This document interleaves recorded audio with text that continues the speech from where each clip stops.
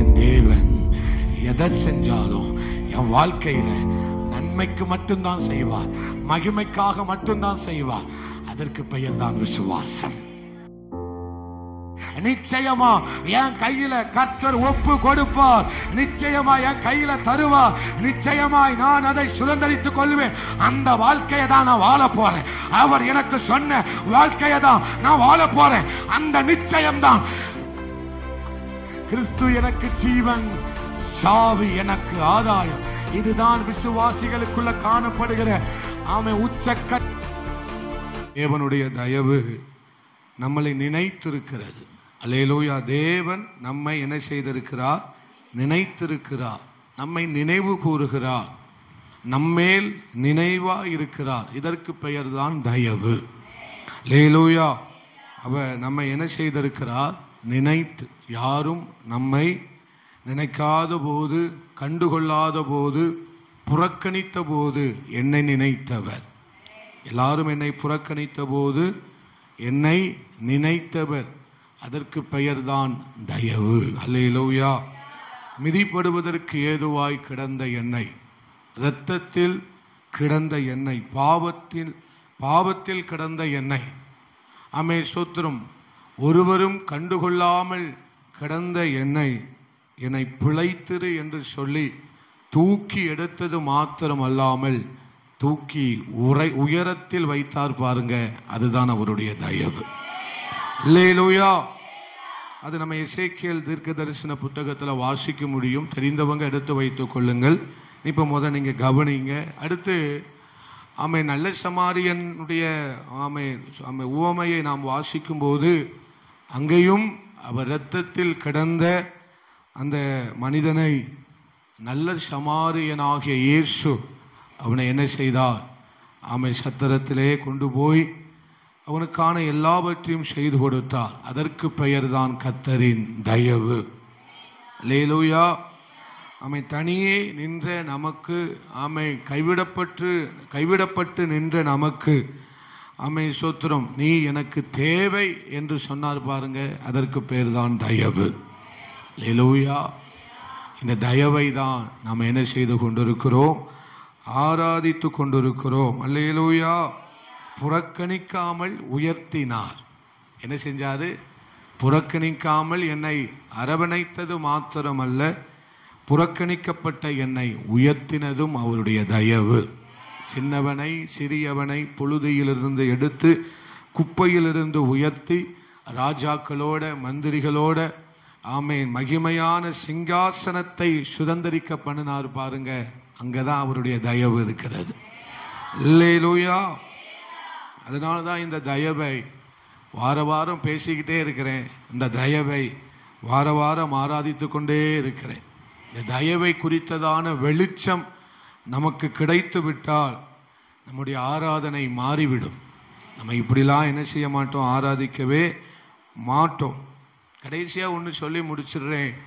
முடிவுக்கு வந்துட்டு அவ்வளவுதான், எல்லாம் முடிந்தது என்று நினைத்த போது எனக்கு ஒரு ஆரம்பத்தை கொடுத்தாரு பாருங்க. அதுதான் தயவு. அல்லேலூயா.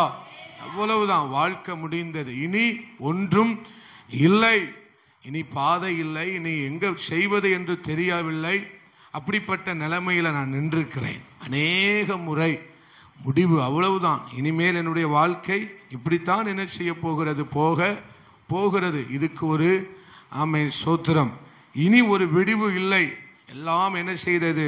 முடிந்தது என்று நினைத்த போதுதான் எங்க அப்பா மிகுந்த தயவுள்ளவர் அங்கேதான் ஒரு ஆச்சரியமான ஆரம்பத்தை எனக்கு வைத்திருந்தார்.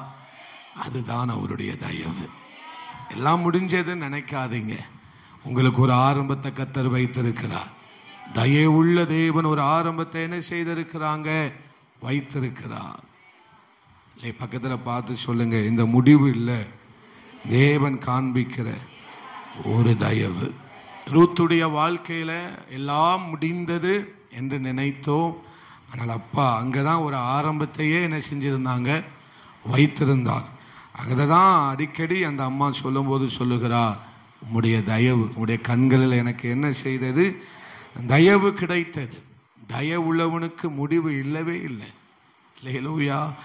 தயவு உள்ளவனுக்கு என்னைக்குமே முடிவு, அவனுக்கு எப்போதுமே விடிவு தான், எப்போதுமே ஆரம்பம் தான், எப்போதுமே அதிசயம்தான். அதனால இந்த தயவை குறித்ததான வெளிப்பாடோட வெளிச்சத்தோட ஆண்டவர் சமூகத்தில் ஆராதிங்க. அந்த தயவு ஒன்று தான் நமக்கு துணை. அல்லேலூயா. நம்ம போகிற பாதையில் எல்லாம் அப்படியே தயவு ஒன்று தான் நம்மளை காப்பாற்றும். அந்த தயவு ஒன்று தான் நம்முடைய பாதைகளிலே தேவன் நமக்கு காண்பிக்கிறார். நல்ல கையை உயர்த்தி அந்த தயவை கையை தட்டி ஒரு நிமிஷம் ஆண்டவருக்கு ஸ்தோத்திரம் பண்ணுவோம். இந்த நாளிலும் உங்களோடு கூட பகிர்ந்து கொள்ளும்படி தேவன் தெரிந்து கொடுத்த ஒரு வேத பகுதியை நம்ம வாசிக்கலாம். 2 தீமோத்தேயு 1:12 வாசிக்கலாம். 2 தீமோத்தேயு 1:12.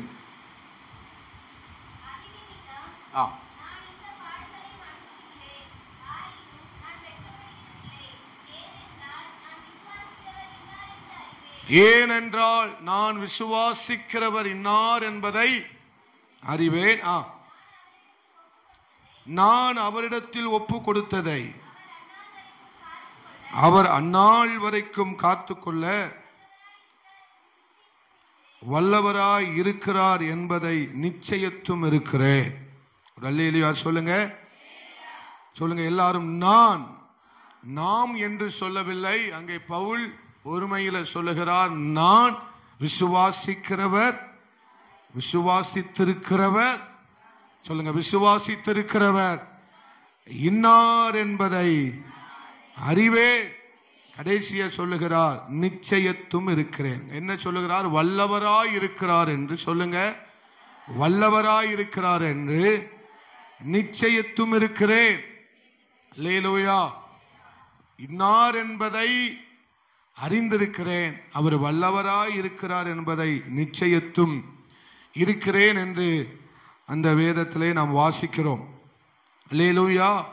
விசுவாசத்தை குறித்து நாம் பேசும்போது பைபிளுடைய ஆரம்பத்திலிருந்து முடிவு வரைக்கும் விசுவாசத்தை குறித்து பேச வேண்டுமானால் இந்த வருஷம் போதாது. அவ்வளவு பெரிய ஒரு காரியம்தான் எனது விசுவாசம். அல்லேலூயா.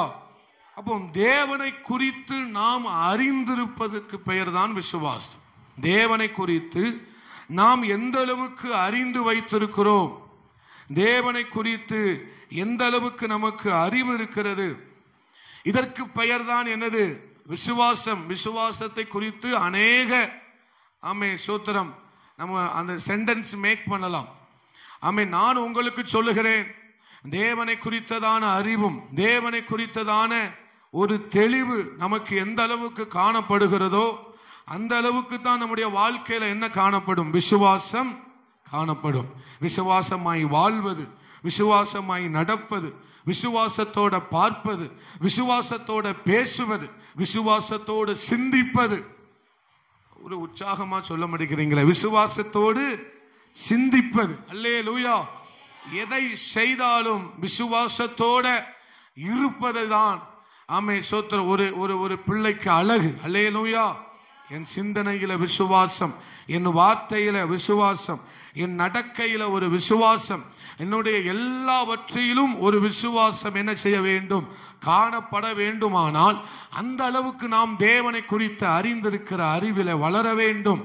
தேவனை குறித்த அறிகிற அறிவுல வளர வளர வளர வளரதான் நம்முடைய விசுவாச பார்வை நமக்கு வரும், விசுவாச நடக்கை வரும், விசுவாச செயல்கள் வரும், விசுவாச வார்த்தைகள் வரும், விசுவாச சிந்தைகள் வரும். எதனால வரும்?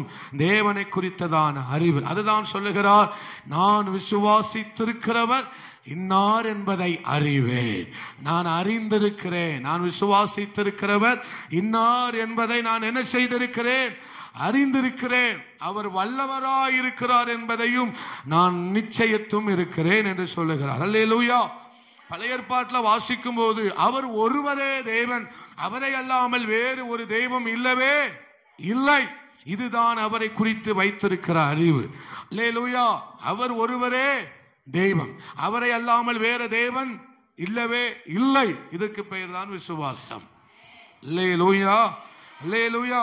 என் வாழ்க்கையின் அனைத்து காரியத்திற்கும் நான் அவரையே நம்பி இருக்கிறேன். இதற்கு பெயர்தான் விசுவாசம். என் பிள்ளைகள் விஷயத்துல, என் எதிர்காலத்தை குறித்ததான காரியங்கள்ல, என் குடும்பத்துல எந்த ஒரு காரியமா இருந்தாலும் நான் மெய்யான ஒரே தேவனாகிய கர்த்தரை மாத்திரமே சார்ந்திருக்கிறேன், அவரை மட்டுமே நம்பி இருக்கிறேன் என்பதற்கு பெயர்தான் விசுவாசம். அல்லேலூயா. எனக்கு பணம் அல்ல, அவர்தான் என்னுடைய நம்பிக்கை. இதுக்கு பெயர் தான் என்னது? விசுவாசம். ஒரு அல்லேலூயா சொல்லுங்க. அல்லேலூயா. அப்போ விசுவாசம் உள்ளவர்களாய் இருந்தபடியினால்தான் அவங்களுக்கு என்ன கிடைத்தது? ஜெயம் கிடைத்தது. விசுவாசம் உள்ளவர்களாய் இருந்தபடியினால்தான் அவர்கள் நற்சாட்சி பெற்றார்கள் என்று எபிரேயர் 11 வாசிக்கிறோம். வாசிக்கலாம். எபிரேயர் 11 1 2 3 வசனங்களை வாசிக்கலாம்.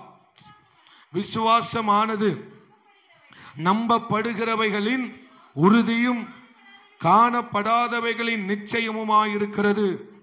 அதனாலே போதும். அதனாலே முன்னோர்கள் என்ன செய்தார்களாம்? நற்சாட்சி பெற்றார்கள். யோவான் 5:4 வாசிக்கலாம். யோவான் 5:4-5. யோவான் 5:4 வசனமும் 5 வசனம். ஏனெனில் சில சமயங்களில் 1 யோவான் 5வது அதிகாரம் 4வது வசனமும் 5வது வசனம். தேவனால் பிறப்பதெல்லாம் உலகத்தை ஜெயிக்கும். நம்முடைய விசுவாசமே உலகத்தை ஜெயிக்கிற ஜெயம். இயேசுவானவர்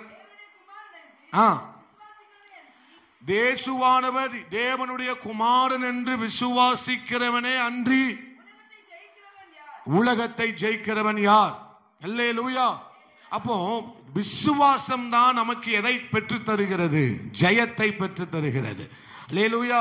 விசுவாசம் தான் நமக்கு எதை பெற்று தருகிறது? வெற்றியை பெற்று தருகிறது. நான் ஏற்கனவே சொல்லி இருக்கிறேன், இந்த உலகத்தை ஜெயிப்பது என்பது அரிதான காரியம். அல்லேலூயா.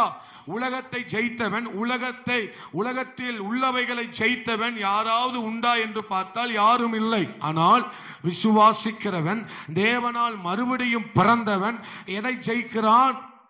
ஜெயிக்க முடியாத இந்த உலகத்தை யார் ஜெயிக்கிறான்? விசுவாசிக்கிறவன். தேவனால் மறுபடியும் பிறந்தவன் இந்த உலகத்தையும், இந்த உலகத்தில் உள்ளவைகளையும், இந்த உலகத்தின் சிற்றின்பங்களையும் அவன் ஜெயிக்கிறவனாய் மாறுகிறான். அல்லேலூயா. யார் மேல் உள்ள விசுவாசம்? ஆமே, ஒன்றான மெய் தேவனாகிய ஆமே சோத்திர பிதாவையும் அவர் நமக்கு அருளின குமாரனையும், அவரே தேவன் என்று யாரெல்லாம் விசுவாசிக்கிறார்களோ அவர்களெல்லாம் ஜெயத்தின் மேல் ஜெயம் பெறுகிறார்கள். அல்லேலூயா. இயேசுவை யாரெல்லாம் தன் முழு இருதயத்தோடு அவரை விசுவாசிக்கிறார்களோ அவர்கள் ஜெயத்தின் மேல ஜெயம், அவருடைய வாழ்க்கையில வெற்றிக்கு மேல வெற்றி அவர்கள் பெற்றுக் கொள்ளுகிறார்கள். புரிந்தவர்கள் மாத்திரம் நல்ல கைகளை தட்டி ஆண்டவருக்கு ஸ்தோத்திரம் பண்ணுவோம். அப்படியானால் தேவ ஜனமே, உங்கள் விசுவாசம் தான் இந்த உலகத்தை ஜெயிக்க போகிறது. அல்ல, இந்த ஜெயிக்க முடியாத உலகத்தை உங்களுக்குள் இருக்கிற விசுவாசம் அதை ஜெயிக்க பண்ணும். உங்களுக்குள் விசுவாசம் வர வேண்டுமானால் நீங்கள் தேவனை அறிகிற அறிவில் என்ன செய்ய வேண்டும்? இன்னும் விருத்தி அடைந்து அதற்குள்ளாக நீங்கள் பெருகி வளர வேண்டும். நீங்கள் வளரும் போது ஆமே உங்களுடைய விசுவாசமும் பெருக ஆரம்பிக்கிறது. இந்த விசுவாசத்தின் வாழ்க்கையை வாழ்ந்ததனாலதான் இப்படிப்பட்ட விசுவாச வாழ்க்கையை எதற்கெடுத்தாலும் அவர்கள் ஆமே சோத்திரம் யாரை நம்பினார்கள்? விசுவாசித்தார்கள், தேவனை விசுவாசித்தார்கள். இப்படிப்பட்ட வாழ்க்கையை வாழ்ந்தவர்கள் தான் எந்த சாட்சியை பெற்றார்கள்? நற்சாட்சியை பெற்றார்கள். இப்படிப்பட்ட விசுவாச வாழ்க்கையை வாழ்ந்தவர்கள் தான் எந்த சாட்சியை பெற்றார்கள்? நற்சாட்சி. நம்முடைய முன்னோர்கள், நம்முடைய பிதாக்கள் எல்லாரும் இந்த வாழ்க்கையை வாழ்ந்ததனால தான் என்ன பெற்றார்கள்? நற்சாட்சியை பெற்றார்கள். இவர்களுடைய விசுவாசம் சாட்சி உள்ளதாய் இருந்தது. இவர்களுடைய விசுவாசம் சாட்சி உள்ளதாய், இவர்களுடைய விசுவாசம் சந்ததிகளுக்குள்ள ஒரு அனலை எரிய விட்டது. அல்லேலூயா. இது ஆமை இவர்களுடைய விசுவாசம், இவர்களுடைய விசுவாச வார்த்தைகள், இவர்களுடைய விசுவாச நடக்கைகள் வருகால சந்ததிகளுக்கு, நாம் ஆமை இருக்கிற இந்த புதிய ஏற்பாட்டு சந்ததிகளுக்கு, விசுவாச சபைகளுக்கு ஒரு அனலாய், ஒரு அக்கினியாய், ஒரு உத்வேகமாய் இந்த சாட்சி இருந்தது. எத்தனை பேர் நம்புறீங்க? அதனாலதான் அவர்கள் என்ன செய்தார்கள்? நற்சாட்சி பெற்றார்கள். ஆபேல் முதல் புதிய ஏற்பாட்டு விசுவாசிகள் வரையிலும் அவர்கள் என்ன செய்தார்களாம்? நற்சாட்சி பெற்றார்கள் என்று விசுவாச வாழ்க்கையை வாழ்ந்தவர்களை குறித்து இங்கே வேதம் நமக்கு என்ன செய்கிறது?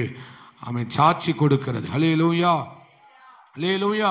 அநேகரை 11வது அதிகாரம் என்று சொல்லும் போது விசுவாச வீரர்களுடைய பட்டியல் என்று நாம் அதை குறிப்பிடுகிறோம். எபிரேயர் 11 என்னவென்று குறிப்பிடுகிறோம்?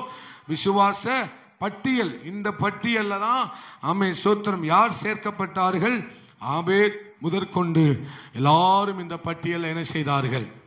சேர்க்கப்பட்டார்கள். இந்த பட்டியல்ல தான் நம்மளும் வரணும். அல்லேலூயா. இந்த பட்டியல்ல தான் நாமும் என்ன செய்யப்பட வேண்டும்? வர வேண்டும் என்பதுதான் தேவனுடைய சித்தமாய், திருவுள சித்தமாய் இருக்கிறது.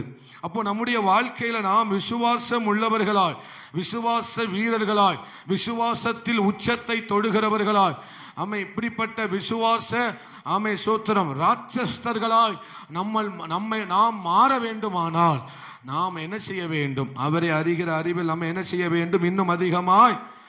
இங்கே சொல்லப்பட்ட வார்த்தையில மிக முக்கியமான வார்த்தை உறுதி, இன்னொன்று நிச்சயம். ஒன்று என்னது? உறுதி, மற்றொன்று என்னது? நிச்சயம். அல்லேலூயா. இவர்கள் என்ன செய்தார்கள்? இந்த நற்சாட்சி பெற்றவர்களுடைய வாழ்க்கையில காணப்பட்ட 2 விஷயம் என்றால், ஒன்று உறுதி இருந்தது, இரண்டாவது நிச்சயம் இருந்தது. அல்லேலூயா. ஒன்று என்ன இருந்தது? உறுதியில இறுதி வரை அவர்கள் உறுதியாயிருந்தார்கள். இறுதி வரை அவர்கள் எப்படி இருந்தார்கள்? உறுதி உள்ளவர்களாய். கிறிஸ்தவ வாழ்க்கையில, விசுவாச வாழ்க்கையில, நம்பிக்கைக்கு அடுத்த காரியத்துல, தேவனுக்கு அடுத்த காரியத்துல தேவன் செய்வார், அவர் சொன்னதை செய்வார், அவருடைய வார்த்தையில உறுதி உள்ளவர்களாயிருந்தார்கள். அல்லேலூயா. அவர் நமக்கு சொன்ன வார்த்தையை நிச்சயமாய் செய்வார் என்ற உறுதி அவர்களுக்குள்ள என்ன செய்யப்பட்டது? காணப்பட்டது. அல்லேலூயா. உத்தமத்துக்கு அடுத்த விஷயத்தில் அவர்கள் என்ன செய்தார்கள்? உறுதியாயிருந்தார்கள். அப்ப அவருங்க நற்சாட்சி பெற்றதுக்கு காரணம் என்ன?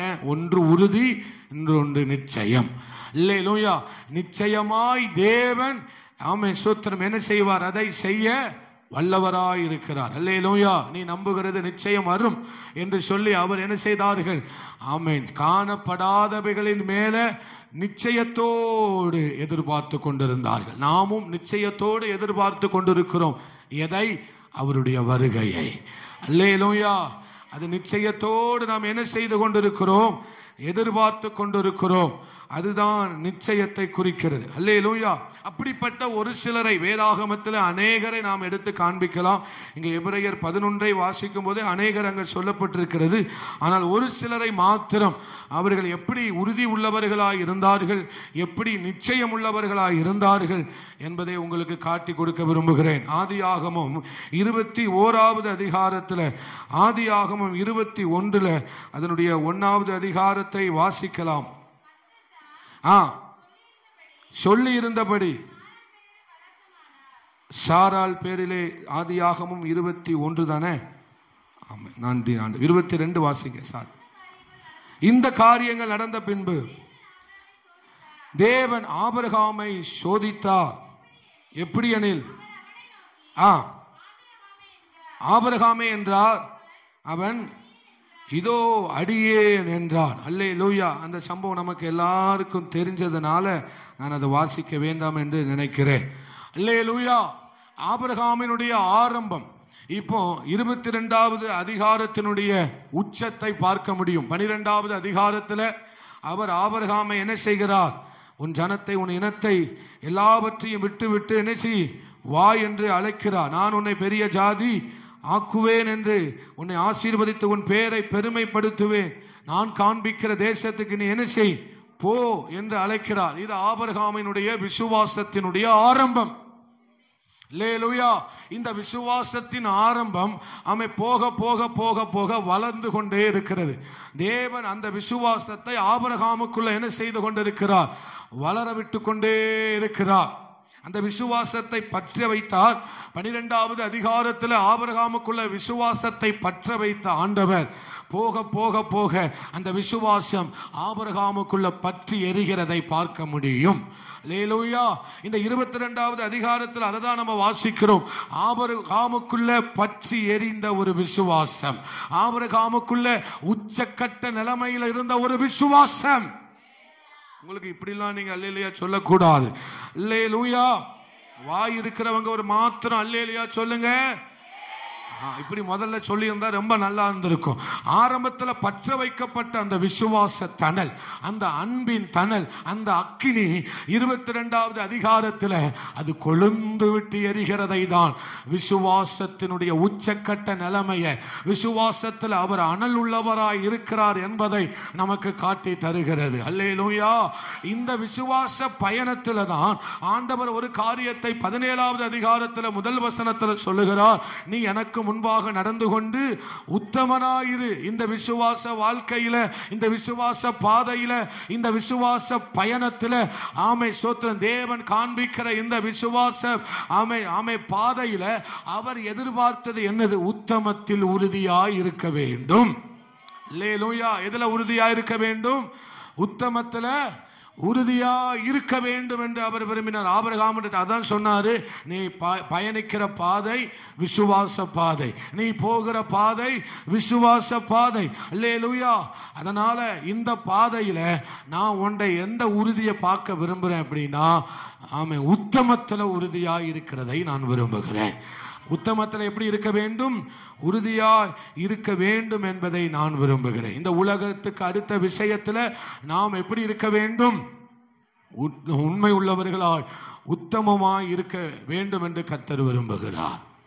அப்போ தேவன் அதை மாத்திரம் சொல்லிவிட்டு தொடர்ந்து ஆபிரகாமை நடத்துகிறார். இப்ப 22வது அதிகாரத்தில் வாசிக்கும் போது சொல்லுகிறார், உன் குமாரனை, உன் நேசகுமாரனை, உன் புத்திரனை, உன் ஏக சுதனை நீ என்ன செய்ய? தகன பலியிடு. அல்லேலூயா. நீ என்ன செய்ய? தகன பலியிடு என்கிற அருமையான வார்த்தையை சொல்லுகிறதை பார்க்க முடியும். அவர் சொல்லும் போது சொல்லுகிறார், அவனை தகன பலியிடு. அல்லேலூயா. அவனை பலியிடு என்றுதான் சொன்னாரே தவிர அவனை அங்க வந்து வெட்டுன்னு சொல்லல, கொல்லுன்னு சொல்லல, அவனை எனக்காக கொடு என்று சொல்லவில்லை. அங்க அவர் எப்படி எந்த வார்த்தையை யூஸ் பண்ணுகிறார்? அவனை தகன பலியிடு. அவனை என்ன செய்ய? தகன பலியிடு என்று சொன்னால் என்ன அர்த்தம்? நான் ஆண்டவருக்காக என்னை அர்ப்பணிக்கிறேன் என்ற அர்த்தம். ஆண்டவருக்காக ஒன்றை கொடுக்கிறேன் என்ற அர்த்தம். ஆண்டவருக்காக ஒன்றை நான் என்ன செய்கிறேன்? அவருக்கு என்னை ஸ்தோத்திரம் முழுவதுமாய் அர்ப்பணிக்கிறேன் என்ற அர்த்தம். அதற்கு பெயர் தான் தகன பலியிடும். அல்லேலூயா. இப்படிதான் ஆண்டவர் சொல்லுகிறார். அப்ப ஆபிரகாம் இங்க அந்த குமாரனை அவன் கொல்லுவதாக எண்ணவில்லை. குமாரனை அவருக்காக நான் கொடுக்கிறேன், அவருக்காக பலியிடுகிறேன். அதை ஒரு பலியாக ஆபிரகாம் பார்த்தான். அதை அவன் எப்படி பார்த்தான்? மரணமாக பார்க்கவில்லை, இழப்பாக பார்க்கவில்லை. தேவனுக்காக நான் செலுத்துகிற ஒரு பலி, தேவனுக்காக நான் செலுத்துகிற ஒரு பலி. இதுக்கு பெயர் தான் விசுவாசத்தினுடைய உச்சம். அல்லேலூயா. என் தேவனுக்காக நான் செய்கிறேன், என் தேவனுக்காக நான் கொடுக்கிறேன், என் தேவனுக்காக நான் வாழ்கிறேன், என் தேவனுக்காக அவருடைய மகிமைக்காக வாழ்கிறேன். இதற்கு பெயர் தான் விசுவாசம். எதை செய்தாலும் தேவனுக்காக செய்கிறேன் என்கிற மனப்பக்குவம் உள்ளவர்களுக்கு பெயர் தான் என்னது? விசுவாசம். அல்லேலூயா. இந்த பாடுகளை நான் அனுபவிக்கிறேன், இதற்கு பெயர் என்ன? விசுவாசம். இதை யாருக்காக அனுபவிக்கிறேன்? இது யாருக்காக சகிக்கிறேன்? இது யாருக்காக ஏற்றுக்கொள்ளுகிறேன்? இது ஆண்டவருக்காக, தேவனுக்காக இதை ஏற்றுக்கொள்ளுகிறேன் என்று சொல்வீர்கள். ஆனால் அதற்கு பெயர் தான் விசுவாசம். அல்லேலூயா.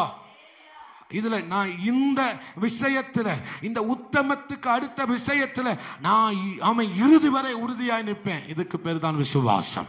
அல்லேலூயா. இதுல என்ன காம்ப்ரமைஸ் பண்ணவே முடியாது, என்ன சமரசம் பண்ணவே முடியாது. எந்த விதத்திலும் நான் என்ன செய்ய மாட்டேன்? சமரசமா உலகத்துக்கோ பிசாசுக்கோ வேற எந்த காரியத்துக்கோ சமரசமா போக மாட்டேன். இதற்கு பெயர் தான் விசுவாசம். அல்லேலூயா.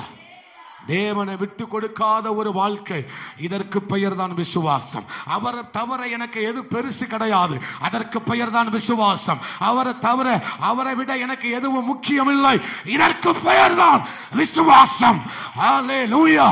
அவருக்காக எதையும் இழப்பேன், இதற்கு பெயர் தான் விசுவாசம். இதுல உறுதியா இருந்தார்கள். இந்த உறுதியை உடைக்கவே முடியல. இந்த உறுதியை யாராலையும் உடைக்கவோ சிதைக்கவோ மாற்றவோ முடியவே இல்லை. என்ன நடந்தாலும், எது நடந்தாலும், என்ன சம்பவித்தாலும், அவரே என்னுடைய தேவன், அவரே என்னுடைய எல்லாவற்றுக்கும் எல்லாமுமானவர் என்கிற உறுதிக்கு பெயர்தான் விசுவாசம். அல்லேலூயா. அவரை விட எனக்கு எதுவும் பெருசு இல்லவே இல்லை. அதை தான் இங்கே ஆபிரகாம் விசுவாசத்தின் தகப்பன் என்று அழைக்கப்படுகிறார். அவர் வல்லவராய் இருக்கிறார் என்கிறதை நிச்சயித்திருந்தான். அவர் எப்படி இருக்கிறார் என்பதை நிச்சயித்திருந்தாரா? வல்லவராய் இருக்கிறார் என்பதை நிச்சயித்திருந்தான். ஐயா, 100 வயதுல பெற்ற ஒரே மகன், ஏகசுதன், தன் ஆமே சோத்திரம் நேசகுமாரன் 100 வயதுல பெற்றெடுத்த பிள்ளையை கொண்டு போய் எங்க வைக்கிறான்? பலிபீடத்தின் மேல் வைக்கிறான். அல்லேலூயா. அந்த மைண்ட் செட்டப், அவனுடைய சிந்தையை பாருங்க. நான் என் பிள்ளை எங்க வைக்கிறேன்? பலிபீடத்துல தானே வைக்கிறேன். இல்லையோ, வேற எங்கேயும் வைக்கலையே. என் பிள்ளை எங்க வைக்கிறேன்? பலிபீடத்துல தான் வைக்கிறேன். எங்க வைக்கிறேன்? பலிபீடத்துல தான் வைக்கிறேன். நான் எதை பிடிச்சிட்டு இருக்கிறேன்? பலிபீடத்தை தான் பிடிச்சுக்கிட்டு இருக்கிறேன். நான் யாரை பிடிச்சிட்டு இருக்கிறேன்? கிருபையை தான் பிடிச்சுக்கிட்டு இருக்கிறேன்.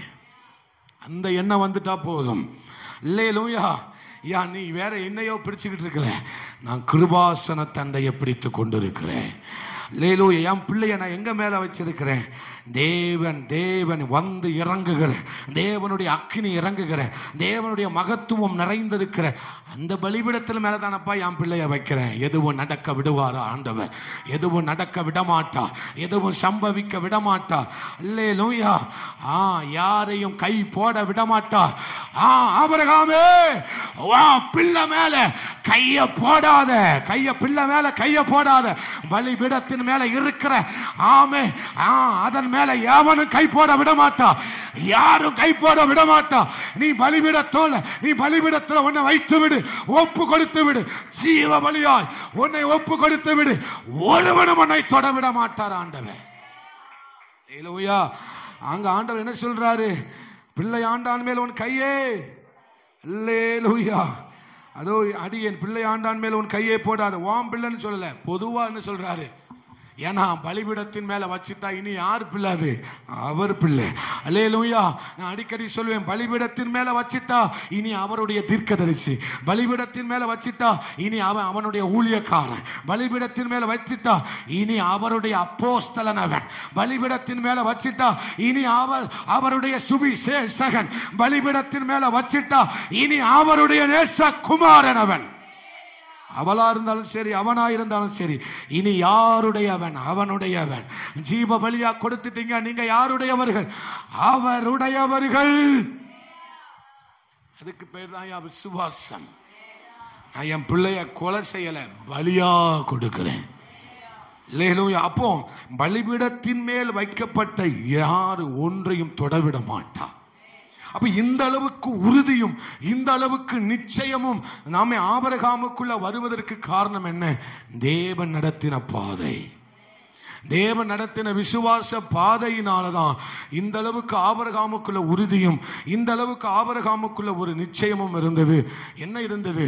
100 வயதுல எனக்கு ஒரு பிள்ளைய தேவன் கொடுக்க முடியுமானால், செத்து போன கற்பத்திலிருந்து, பலவீனமான சரீரத்தில் இருந்து ஒரு பிள்ளையை எனக்கு கர்த்தர் கொடுக்க முடியுமானால், சோத்திரம் பலியாக கொடுத்த சோத்திரம் செத்து போன ஈசாக்கையும் மறுபடியும் உயிரோடு எழுந்திருக்க பண்ண அவர் முடியும். இதுதான் விசுவாசம். இதுதான் விசுவாசம். முடிவில்லாத ஒன்றுக்கு, ஒன்றுமில்லாத ஒன்றுக்கு ஒன்றை உண்டாக்க, உருவாக்க, கொண்டு வர அவரால் முடியும் என்பதை முழு நிச்சயமாய் ஆபிரகாம் தேவனை நிச்சயித்திருந்ததனாலதான் அங்கே சொல்லுகிறார், நானும் பிள்ளை ஆண்டானும் போய் அவ்விடம் மட்டும் போய் தொழுது கொண்டு திரும்பி வருவேன் என்று சொல்லவில்லை. திரும்பி வருவோம். ப்ளூரல்ல, பன்மையில பேசுகிறார். திரும்பி வருவோம். அல்லேலூயா. ஒருவேளை ஒருவேளை என் குமாரனை பலியா கொடுத்துட்டாலும் கூட அந்த பலியை கொடுத்த பிறகு அவனை உயிரோடு எழுந்திருக்க பண்ணி கர்த்தர் என்னோடு அவனை கூட்டி வர வைப்பார். அதுதான், அதுக்கு பேர் தான் விசுவாசம். அதற்கு பெயர் தான் விசுவாசம். முடிஞ்சது நினைக்கல, இனி இனி இனி நடக்காதுன்னு நினைக்கல, இனி நடக்காதுன்னு நினைக்கல. நீ இன்னும் நிச்சயித்து கொண்டே இரு. அது நடக்கும், அது ஆரம்பிக்கும், அது துவங்கும், அது துவங்கும். அது முடிந்து போகல, அது முடிந்து போகல, அது சாம்பலா போகல. சாம்பலில் இருந்து ஒன்றை உருவாக்க அவரால் முடியும். அல்லேலூயா, அல்லேலூயா. சாம்பலை சிங்காரமாய் மாற்றுகிறவர், சாம்பலை சிங்காரமாய் மாற்றுகிறவர், களிமண்ணை கனத்துக்குரிய பாத்திரமாய் மாற்றுகிறவர், களிமண்ணை விசேஷித்த பாத்திரமாய் மாற்றுகிறவர் அவர். அந்த நிச்சயம் உனக்குள் இருந்தா போதும். அல்லேலூயா. சாம்பல் இருந்து எதையாவது கொண்டு வர முடியுமா? சாம்பல்னா என்னது? முற்றிலும் முடிந்து போன ஒன்றுதான் சாம்பல். சாம்பலுக்குள்ள மறுபடியும் கொண்டு தீய வச்சா சாம்பல் பிடிக்குமா? பிடிக்கவே பிடிக்காது. ஆனால் அந்த சாம்பலை சங்கீதக்காரன் சொல்லுகிறான், சிங்காரமாய் மாற்றுகிறவர். அந்த சாம்பலை சிங்காரமாய் மாற்றுகிறவர். இந்த நிச்சயத்துக்கு பேர் தான், இந்த உறுதிக்கு பெயர் தான் விசுவாசம். அல்லேலூயா. ஒன்றுமில்லாதவனை ராஜாக்களோடு உட்கார வைக்க முடியும். அதற்கு பெயர் தான் என்னது? விசுவாசம். அல்லேலூயா. இத்தனை பேர் நம்புறீங்க? முடிஞ்சு போன காரியத்துக்கு துவக்கத்தை அப்பா கொடுக்க முடியுமா? கொடுக்க முடியும். அதுலதான் அவர் ஸ்பெஷலிஸ்ட். அல்லேலூயா. முடிஞ்சு போனதுக்கு ஒன்ன கொடுக்க முடியும்னால் அது நம்ம ஆராதிக்கிற தேவனால மாத்திரமே முடியும். ஆனால் அதை விசுவாசிக்க வேண்டும் என்று கர்த்தர் என்ன செய்கிறார்? விரும்புகிறார். அப்பொழுதுதான் வானத்திலிருந்து 2 முறை சத்தம் கேட்கிறது, நீ இனி ஜாதிகளுக்கு தகப்பனாவாய். அதை உறுதிப்படுத்துகிறார், அதை உறுதிப்படுத்துகிறார். நீங்கள் நிச்சயத்தோடு கூட நிற்பீர்கள். ஆனால் உங்களுக்கு கர்த்தர் தம்முடைய வார்த்தையை என்ன செய்து கொண்டே இருப்பார்? உறுதிப்படுத்தி கொண்டே இருப்பார். அல்லேலூயா. மாத்தாளுக்கும் மரியாளுக்கும் பதில் இல்லை, ஆனால் கர்த்தர் கொடுத்த வாக்கு இருந்தது. நீ விசுவாசித்தால் தேவனுடைய மகிமையை காண்பாய் என்று உனக்கு நான் சொல்லவில்லையா? அப்படின்னா ஏற்கனவே அவர் வாக்கை என்ன செய்திருக்கிறார்? கொடுத்திருக்கிறார். ஐயா எனக்கு பதில் இல்லை, ஆனா எனக்கு ஒண்ணு இருக்கிறது. என்ன இருக்கிறது? அவர் கொடுத்த வார்த்தை இருக்கிறது. அந்த உறுதி, அந்த நிச்சயம், அந்த உறுதி, அந்த நிச்சயம் தான் நீ மகிமையை காண போகிறார். மகிமையை காண போகிறார். நீ சொன்னதுக்கு எனக்கு பதில் இல்லை, ஆனால் அவர் எனக்கு ஒரு வார்த்தையை தந்திருக்கிறார். நீ கீழாகாமல் மேலாகுவா, நீ ஆமை ஆளாமல் தலையாவா. ஆமை நான் உன்னோடு கூட இருந்து செய்யும் காரியம் பயங்கரமாய் இருக்கும். நான் மோசைக்கு சொன்னது போல, ஆமை மோசையோடு இருந்தது போல உன் கூட இருப்பேன் என்ற வாக்கு எனக்கு இருக்கிறது. பதில் இல்லை, நீ கேட்ட கேள்விக்கு பதில் இல்லை, ஆனால் எனக்கு அவர் ஒரு வார்த்தையை தந்திருக்கிறார். அந்த வார்த்தையை நான் நம்புறேன், அந்த வார்த்தையை நான் விசுவாசிக்கிறேன், அந்த வெளிப்பாடை நான் நம்புகிறேன், அந்த வெளிப்பாடை நான் என்ன செய்கிறேன்? விசுவாசிக்கிறேன். இதுல தான் நீங்க உறுதியா இறுதி வர இதை தான் நீங்கள் விசுவாசித்துக் கொண்டே இருக்க வேண்டும். எனக்கு நிச்சயம் இருக்கிறது, அவர் சொல்லியும் செய்யாதிருப்பாரோ, வசனித்தும் நிறைவேற்றாதிருப்பாரோ. அவர் ஒரு விசை சொல்லி அதை திருத்துகிறவர் அல்லவே. அல்லேலூயா. அவன் ஒரு விசை அவர் மனஸ்தாபப்படுகிறவர் அல்ல. ஒரு வார்த்தை சொல்லிட்டு அதை திருத்தி எழுதுகிறவர் அல்லவே அல்ல. அல்லேலூயா. எனக்கு வாக்கு இருக்கிறது, அவர் கொடுத்த வெளிப்பாடு இருக்கிறது.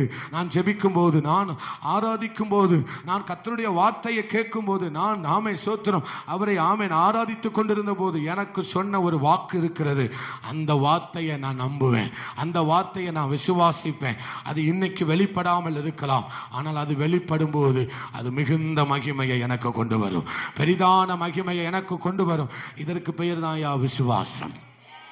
இத்தனை பேர் விசுவாசிக்கிறீங்க? பக்கத்துல பார்த்து சொல்லுங்க, அவர் உங்களுக்கு கொடுத்த வார்த்தை இருக்கும்போது நீங்கள் பதில் இல்லை என்று கவலைப்படவே வேண்டாம். அல்லேலூயா, அல்லேலூயா. ஆமை சொல்லுவதற்கு என்ற வார்த்தை இல்லை, ஆனா சொல்லுவதற்கு என்ற பதில்.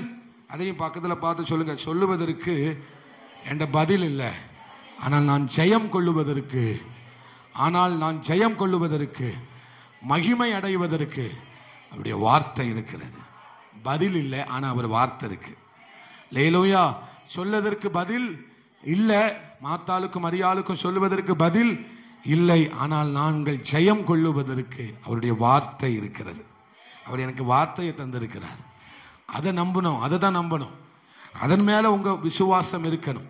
அதை நீங்கள் நிச்சயமாய் நிச்சயித்துக் கொண்டே இருக்க வேண்டும். அதற்கு பெயர் தான் விசுவாசம். இந்த விசுவாசத்தை கர்த்தர் கனம் பண்ண வருவார்.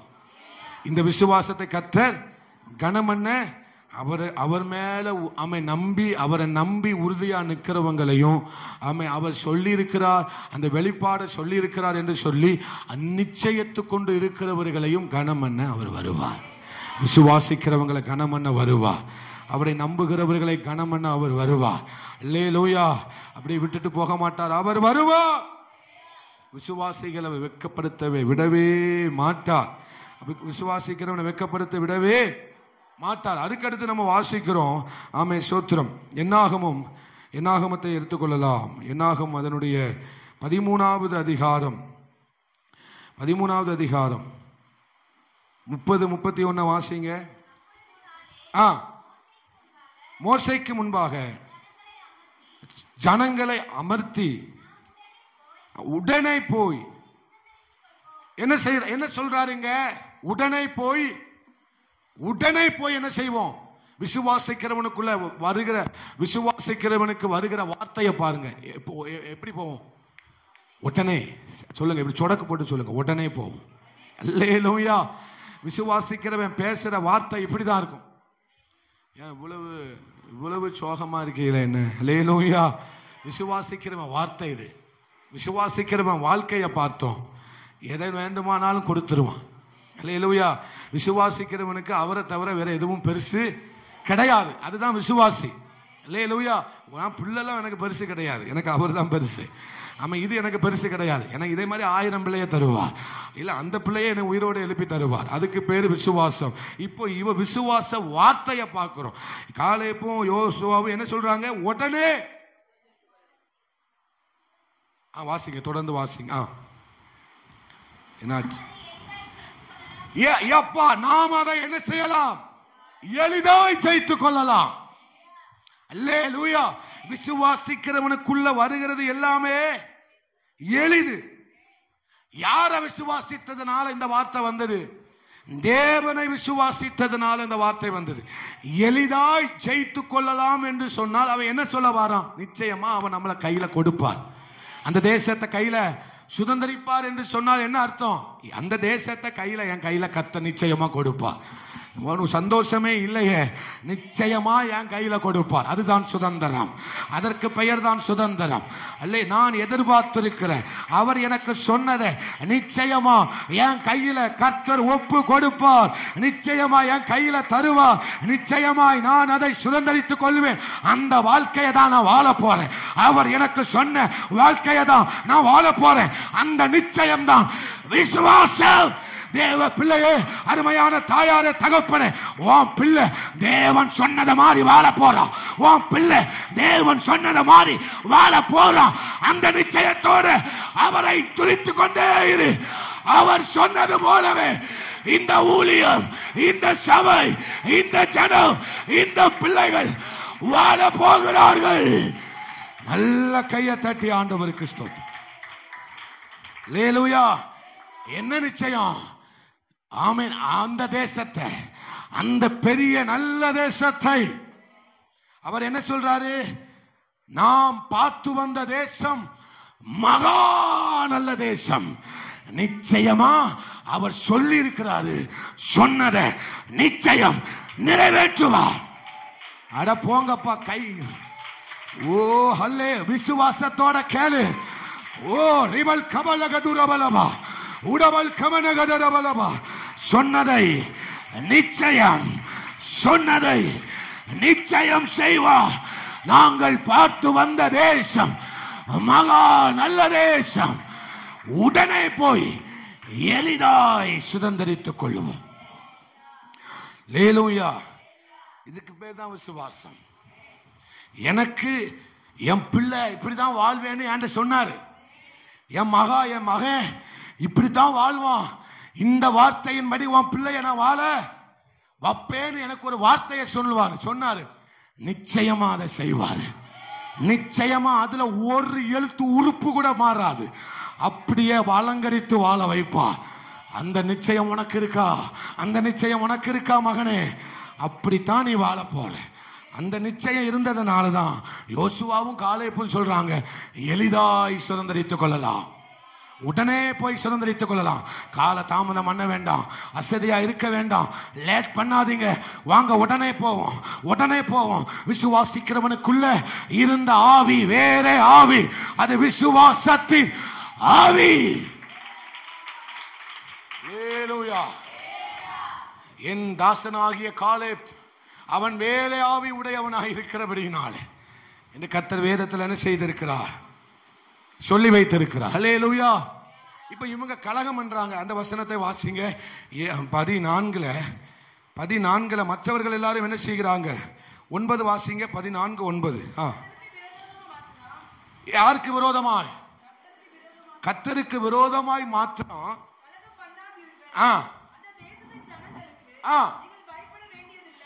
நீங்க அந்த தேசத்துக்கு ஜனங்களுக்கு என்ன செய்ய வேண்டாம்? பயப்பட வேண்டியது இல்லை. ஏ அப்பா, ஏ வார்த்தைய பார்த்தீங்களா? வார்த்தைய விசுவாசிக்கிற வார்த்தையை கேட்டீங்களா? கேட்டீங்களா? ஏன் ஒரு அமைதியா இருக்கிய? ஹல்லேலூயா. வாசிமா, மறுபடியும் அதை வாசிமா. கர்த்தருக்கு விரோதமாக மாத்திரம் கலகம் பண்ணாதீங்க.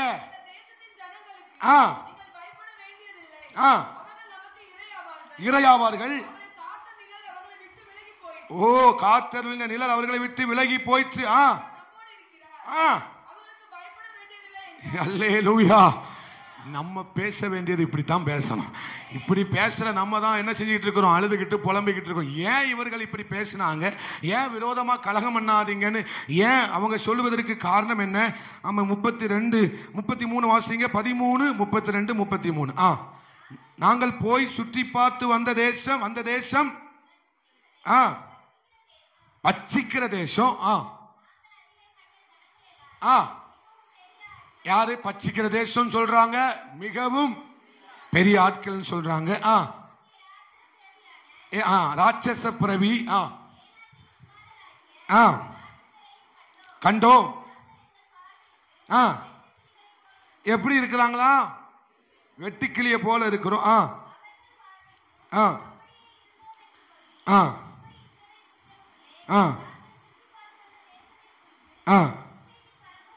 அல்லேலூயா. விசுவாசிக்கிறவன் நற்செய்தியை பரப்புறான், தேவனை குறித்து மகிமைப்படுத்துகிறான். இவன் யாரை பார்க்கிறான்? விசுவாசிக்கிறவன் யாரை பார்க்கிறான்? யாரை பார்க்கிறான்? தேவனை பார்த்ததுனால அவனுக்குள்ள என்ன வார்த்தை வருது?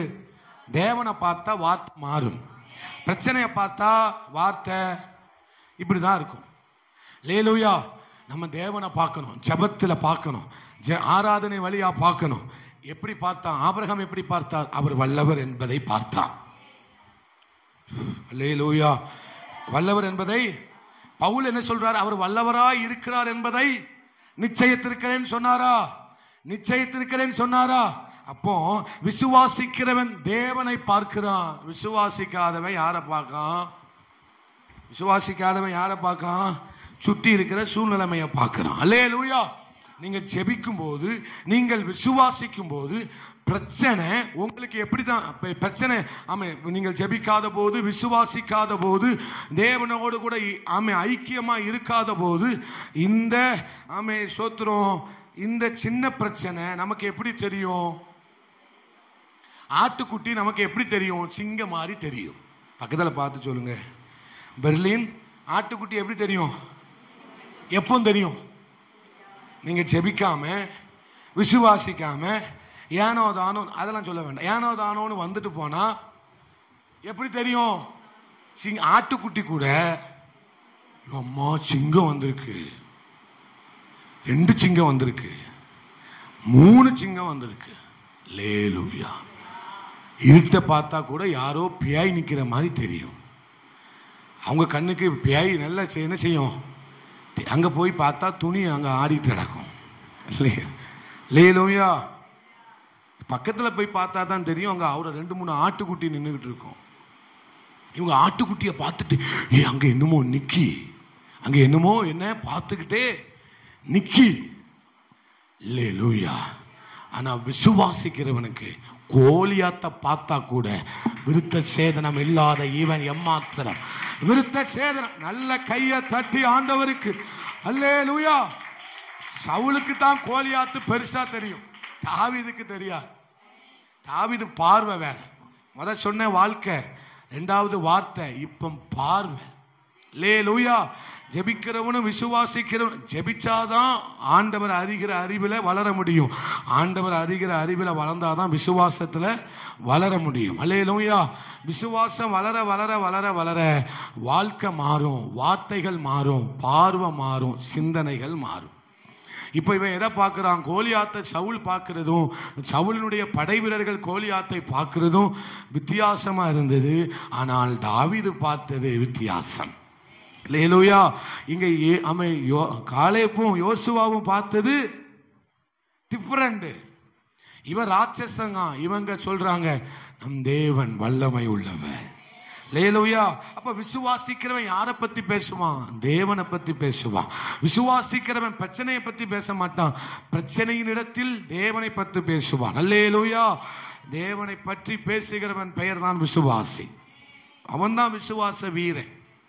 எத்தனை பேர் நம்புறீங்க?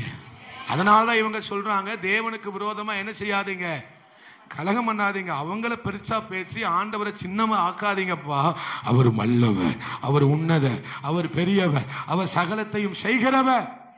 சும்மா கூட்டு வந்தாரா? நீ போ, இந்த தேசத்தை உன் கையில தருவேன்னு சொல்லி தானே கூட்டு வந்தாரு. அதை நிச்சயித்து பேசுறதுக்கு பதிலாக ஆமே சோத்திரம் புலம்பிக்கிட்டு கிடைக்க இல்லை. அப்படி இல்லை, ஆண்டவர் எனக்கு கண்டிப்பாய் தருவார். அல்லேலூயா. அடுத்த வசனங்களை வாசிக்கலாம். ஏன் டக்கு டக்குன்னு நான் முடிக்க விரும்புறேன். நியாயாதிபதிகள் 6வது அதிகாரம். இருக்கிற இந்த பலத்தோட போ. நியாயாதிபதிகள் 6 அதனுடைய ஆமே சோத்திரம். நன்றி ஆண்டவரே. 16 வாசிக்கலாம். 15 16 14 15 16.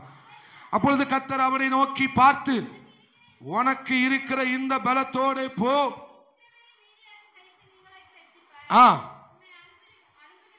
உன்னை அனுப்புகிறவர். அதை நான் நல்ல சத்தமா அழுத்தமா சொல்லுங்க. எல்லாரும் சொல்லுங்க, உன்னை பக்கத்துல பார்த்து சொல்லுங்க. உன்னை அழைத்தவர், உன்னை அனுப்புகிறவர், உனக்கு சொன்னவர் அவர் அல்லவா? கர்த்தர் அல்லவா?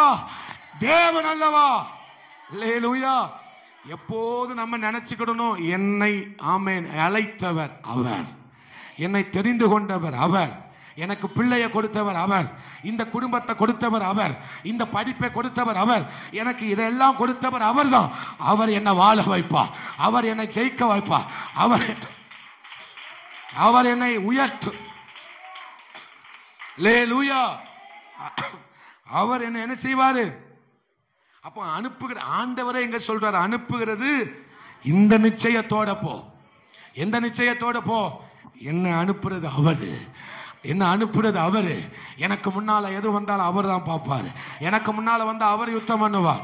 எனக்கு முன்னால வந்து அவர் எனக்கு நிற்பாரு. அதுதான் விசுவாசம். அல்லேலூயா. நம்புறீங்களா? பக்கத்துல மறுபடியும் பார்த்து சொல்லுங்க, அவருப்பா கர்த்தர் தேவன். தொடர்ந்து வாசிங்க.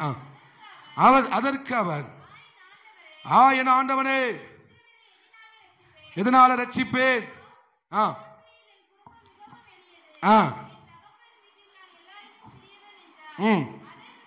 அதற்கு கர்த்தர், நான் உன் கூட இருப்பேன். ஒரே மனுஷரை முறியடிப்பது போல நீ மீதியானியர் எல்லாற்றையும் என்ன செய்வாய்?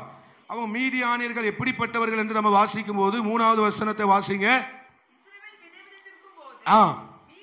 மீதியானியரும் அமலேக்கியரும் அவர்களுக்கு விரோதமாய்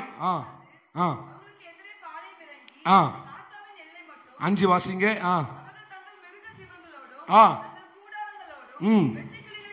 எப்படி வருவார்களா? வெட்டுக்கிளிகளை போல திரளான ஜனங்கள் அவங்க. அவர்களும் அவர்களுடைய ஒட்டகங்களும். அப்ப எண்ணி முடியாத படை, எண்ணி முடியாத ஜனம், எண்ணி முடியாத போர் வீரர்களோடு அவங்க என்ன செய்வாங்க? வருவாங்க. இந்த பிரகாரமாகவே அவர்கள் கெடுத்து போடுகிறவர்கள். அவர்கள் யாரு? அவர்கள் யார்? சத்துரு என்ன செய்கிறான்? அழிக்க கெடுக்க தான் என்ன செய்கிறான்? வருகிறான். அப்போ இந்த 3 பேர், அமெரிக்க புத்திரர்கள், கிழக்கத்திய புத்திரர்கள், மீதியானியர்கள், இந்த 3 பேரும் எண்ண முடியாதவர்கள், ராட்சஸ்தர்கள். இவர்கள் வந்தாங்க. தேசம் பாலா இவங்களுக்கு விரோதமாக யார் நிக்க வைக்கிறாரு? யாரை நிக்க வைக்கிறார்? கர்த்தர் கிதியோனை நிக்க வைக்கிறார். என்ன சொல்லி நிக்க வைக்கிறாரு? நீ ஒரு மனுஷனை முறியடிக்கிறது போல மீதியானியரை, கிழக்கத்தி புத்தியரை, அமலேக்கியரை நீ என்ன செய்வ? முறியடிப்பா என்று சொல்லி இருக்கிறார். இந்த வார்த்தை இருக்கா? யாருக்கு இருக்கு இந்த வார்த்தை? யாருக்கு இருக்கு?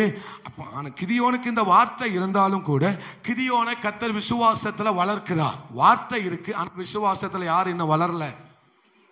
வார்த்தை இருக்கு, கிதியோன் என்ன செய்யல? வளரல. வளர்க்க வைக்கிறார். அல்லேலூயா. எப்படி வளர்க்க வைக்கிறார்? ஆமென். அங்க சொல்றாரு, பயப்படாதே. 23 வாசிங்க. 23 டக்குன்னு வாசிங்க. அதற்கு கர்த்தர், உனக்கு சமாதானம், பயப்படாதே, நீ சாவதில்லை என்று சொன்னார். அல்லேலூயா. அப்ப விசுவாசம் பயத்தை புறம்பே, அன்பு பயத்தை புறம்பே தள்ளுகிறது போல, இப்ப விசுவாசத்தை உள்ள பற்ற வைக்கும் போது எது பெயரும் வெளியே? பயம் அடி விழும். எதற்கு அடி விழும்?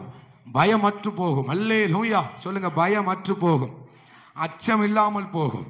விசுவாசத்தில் உச்சத்தில் இருக்கிறவனுக்கு அச்சம் இருக்கவே இருக்காது. நீங்க இப்படி அல்லேலூயா சொல்லாதீங்க.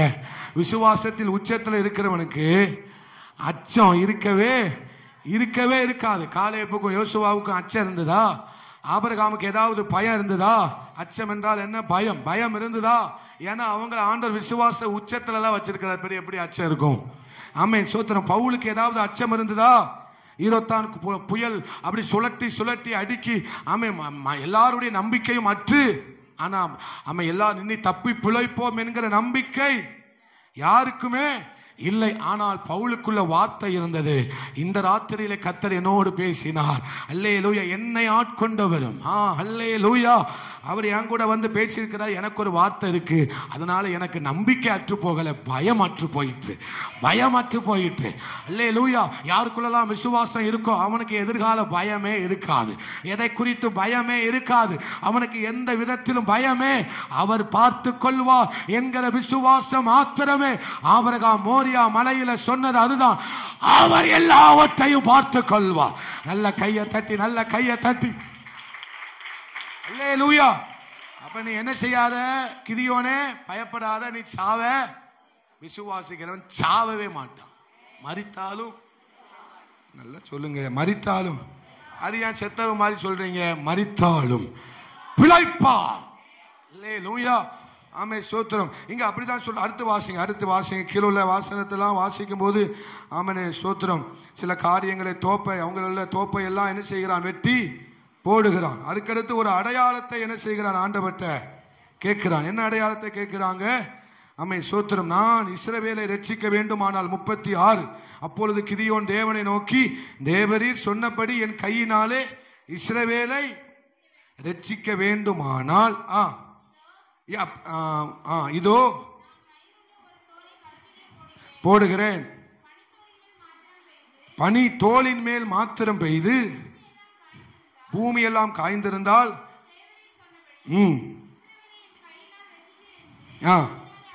அதனாலே அறிவேன் என்றார். இப்படி நடந்ததா? அதுக்கு அடுத்து ரெண்டாவது ஒரு அடையாளத்தை கேட்கிறார். என்ன அடையாளம்? அதுக்கு அப்படியே ஆப்போசிட்டா என்ன செய்யறாரு? நீங்க வீட்டுல போய் இதெல்லாம் வாசிச்சு பாருங்க. அப்படியே ஆப்போசிட்டா கேட்கிறார். அல்லேலூயா. எப்படி கேட்கிறாரு?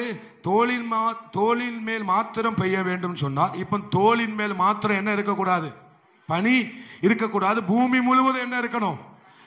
பனி இருக்கணும் சொல்றார். அப்படியே நடந்ததா? நடக்கலையா? நடந்தது. அல்லேலூயா. இப்ப இதெல்லாம் செய்து விட்டு ஆண்டவர் 32,000 எக்காலத்தை ஊதுகிறார்கள். அப்போ எத்தனை பேர் வருகிறார்கள்? 32,000 பேர் வருகிறார்கள். 32,000 பேர்ல எத்தனை பேர் ஆண்டவர் வேண்டான்னு சொல்லிட்டாரு? பயமும் திகிலும் நிறைந்தவன் என்ன செய்யட்டும்? ஓடி போகட்டும். அல்லேலூயா. எத்தனை பேர் போயிட்டாங்க? 20,000 போயிட்டாங்க. மீதி எத்தனை பேர்? 22,000 பேர். 22,000 பேர் போயிட்டாங்க. மீதி எத்தனை பேர் இருக்கிறாங்க? 10,000 பேர் இருக்கிறாங்க. இப்ப 10,000 பேர் தண்ணி குடிக்க சொல்றார். 10,000 பேரை தண்ணி குடிக்க சொல்றார். அதுல எத்தனை பேரை ஆண்டவர் பிரித்தெடுக்கிறார்? 300 பேரை பிரித்தெடுக்கிறார். அல்லேலூயா. இப்ப 300 பேரை கொண்டுதான் முன்னால நிறுத்துறார். யாருக்கு முன்னால நிறுத்துறாரு? மீதியானியின் படைக்கு முன்னால, அமலேக்கியருக்கு முன்னால, கிழக்கத்தின் புத்திரருக்கு முன்னால எத்தனை பேரை நிப்பாட்டுறாரு? 32,000 பேரே கம்மி தான். அவங்களுக்கு முன்னால இவங்க யாரு? 32,000 பேரே லட்சத்துக்கு முன்னால 32 எத்தனை? ரொம்ப ரொம்ப லட்சத்துக்கு முன்னால இல்ல. இப்போ 1 லட்சம் பேர் அங்க நிக்காமனா இங்க 30 பேர் நிக்காங்க. நீங்க என்ன செய்வீங்க? இல்ல, அப்படி யாரால நிறுத்த முடியுமா? 1 லட்சம் பேர் எதிர்த்து நிக்கிறான், 30 பேர் மட்டும் இங்க நிக்கிறாங்க. அப்படி யாராவது கர்த்தர் நிறுத்த முடியுமா? மாம்சீகத்துல யோசிப்போமே, ஆனால் முடியவே. ஆனால் இந்த 300 பேரை ஆண்டவர் என்ன செய்கிறாரு? முன்னால நிறுத்துறாரு. அப்ப யாரை கர்த்தர் முன்னால நிறுத்துவாரு? அவர் மேல் உறுதி உள்ளவனையும் நிச்சயத்திருக்கிறவனையும் கர்த்தர் முன்னால நிறுத்துவார். அவர் உறுதியும் நிச்சயமும் எங்க இருக்கோ அங்க விசுவாசம் இருக்குன்னு அர்த்தம். இந்த 300 பேரை ஆண்டவர் எங்க நிறுத்துறாரு?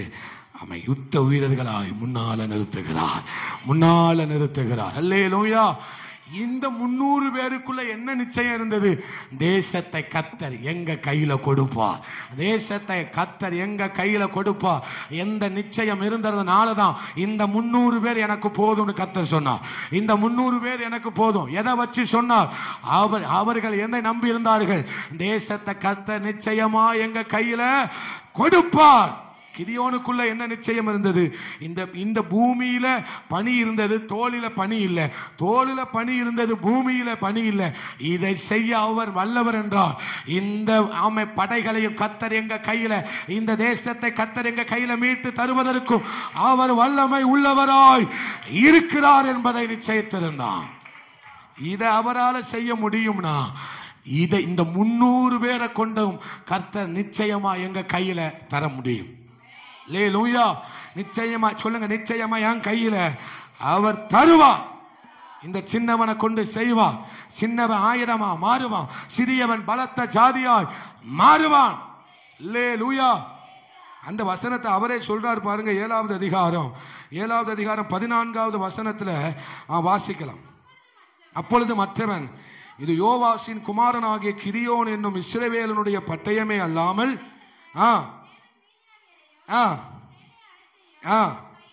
நல்ல கையை தட்டுங்க, நல்ல கையை தட்டுங்க. ஹல்லேலூயா. ஆமென். இப்போ இங்க என்ன நடக்கு?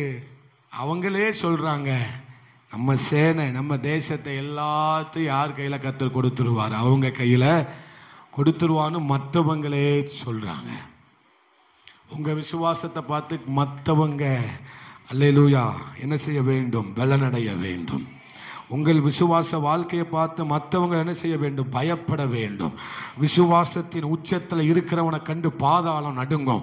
விசுவாசத்தில் உறுதியாய் நிச்சயத்தில் இருக்கிறவனை பார்த்து பாதாளத்தின் கொதவெல்லாம் நடுங்கும். அல்லேலூயா. நீங்க தேவன் மேல விசுவாசமாய் இருப்பீர்கள், ஆனால் உங்களை கண்டு பாதாளம் நடுங்கும், பெரிய பாதாளம் நடுங்கும், பெரிய சேனைகள் நடுங்கும். இப்ப கிதியோன் என்ன நினைச்சாரு? இதை செய்ய முடியும்னா இந்த 300 பேரை வச்சு கர்த்தர் பெரிய காரியத்தை செய்ய முடியும். நம்புறீங்களா? நம்புறீங்களா? இதுக்கு பேர் தான் விசுவாசம். அல்லேலூயா. கிதியோன் விசுவாச பட்டியல் என்ன செஞ்சிருக்கிறாரு? வந்திருக்கிறார். அல்லேலூயா. அடுத்து வாசிங்க ரூத்து 1. அடுத்து ரூத்து 1. இவங்க எதனால நற்சாட்சி பெற்றார்கள்? இப்படிப்பட்ட வாழ்க்கையை வாழ்ந்ததுனால தான் இவங்களை குறித்து வேதம் என்ன செய்யுது?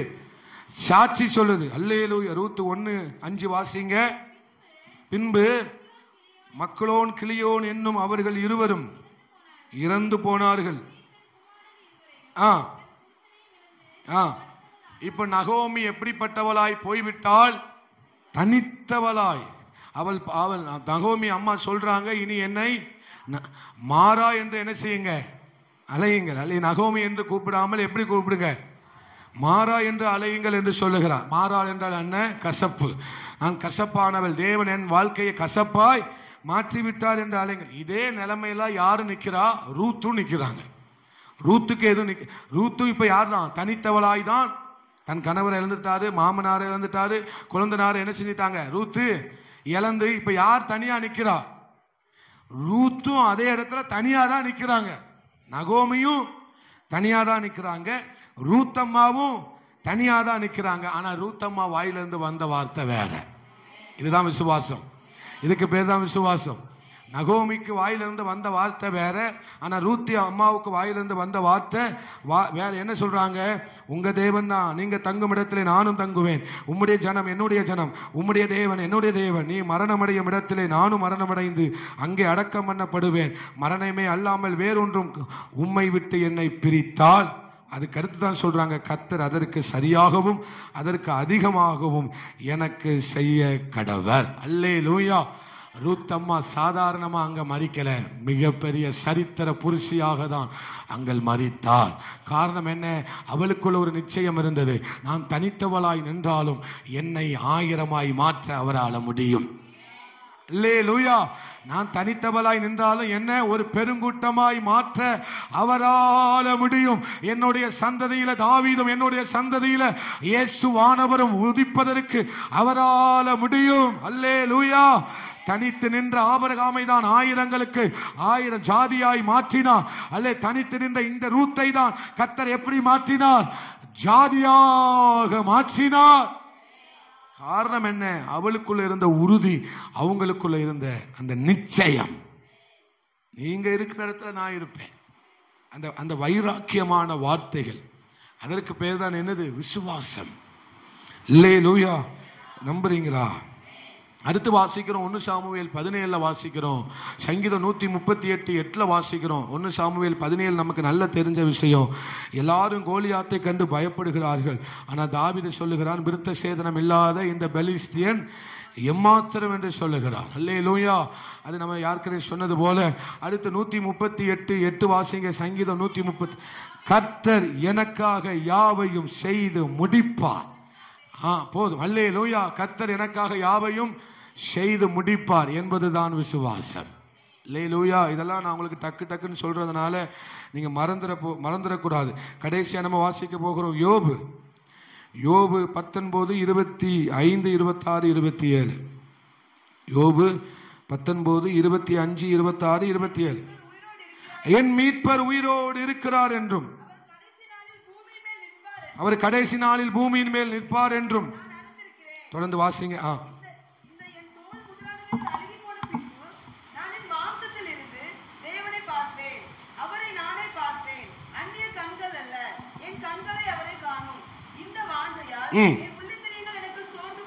போதும். அல்லேலூயா.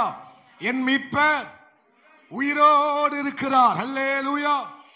ஒருவன் எந்த சூழ்நிலைமையில் இருந்து சொல்ல, எல்லாவற்றையும் இழந்தவனாய், எல்லாவற்றையும் இழந்து, ஆமே ஸ்தோத்திரம், தன் சிரட்டினால் தன்னுடைய தேகத்தை சொரிந்து கொண்டிருக்கிற யோபு சொல்லுகிறார், என் மீட்பர் உயிரோடு இருக்கிறார். இதுதாயா விசுவாசத்தின் உச்சம். அல்லேலூயா. ஒருத்தன் பாடுகளின் மத்தியிலும் கூட இப்படி பேசுகிறான் என்று சொன்னால் அவன் சொல்லுகிறான், நான் விசுவாசித்திருக்கிறவர் இன்னார் என்பதை நான் என்ன செய்திருக்கிறேன்? அறிந்து வைத்திருக்கிறேன். இந்த தோல் முதலாய் அழுகி போனாலும் நான் அவரை கட்டாயம் என்ன செய்வேன்? பார்ப்பேன். அவரை நான் கட்டாயம் என்ன செய்வேன்? மரித்தோரிலிருந்து எழும்பின அவரை நான் கட்டாயம் காண்பேன். என் சொந்த கண்களை அவரை என்ன செய்யும்? காணும். அல்லேலூயா. அவரை நான் பார்ப்பேன். சொல்லுங்க, அவரை நான் பார்ப்பேன், அவரோடு இருப்பேன், அவரோடு மகிழ்வேன், அவரோடு கூட ஆமே நித்தியமாய் வாழ்வேன் என்கிற நிச்சயத்துக்கு பெயர் தான் விசுவாசம். அல்லேலூயா.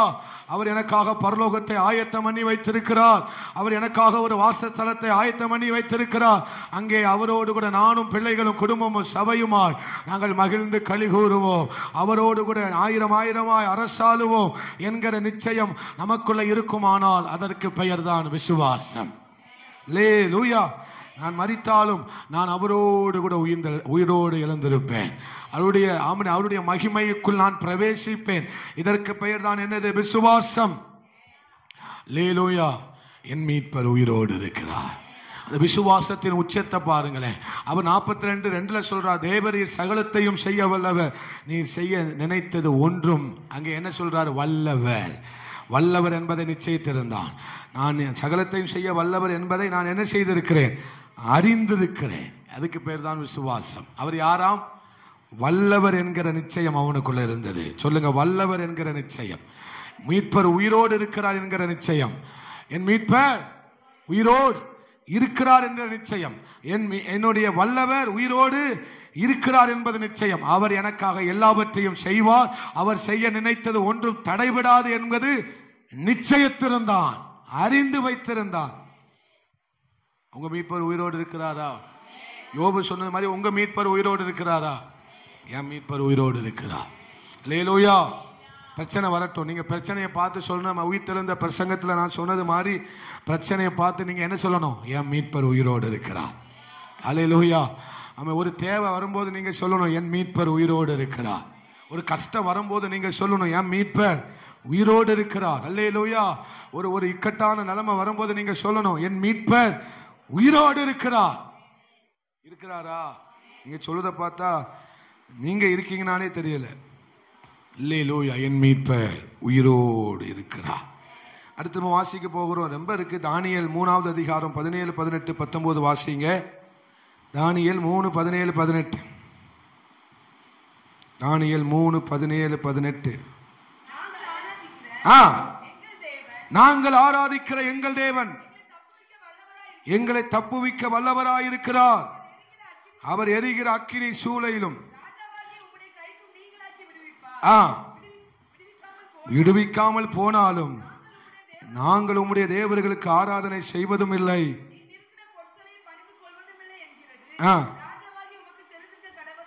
அல்லேலூயா.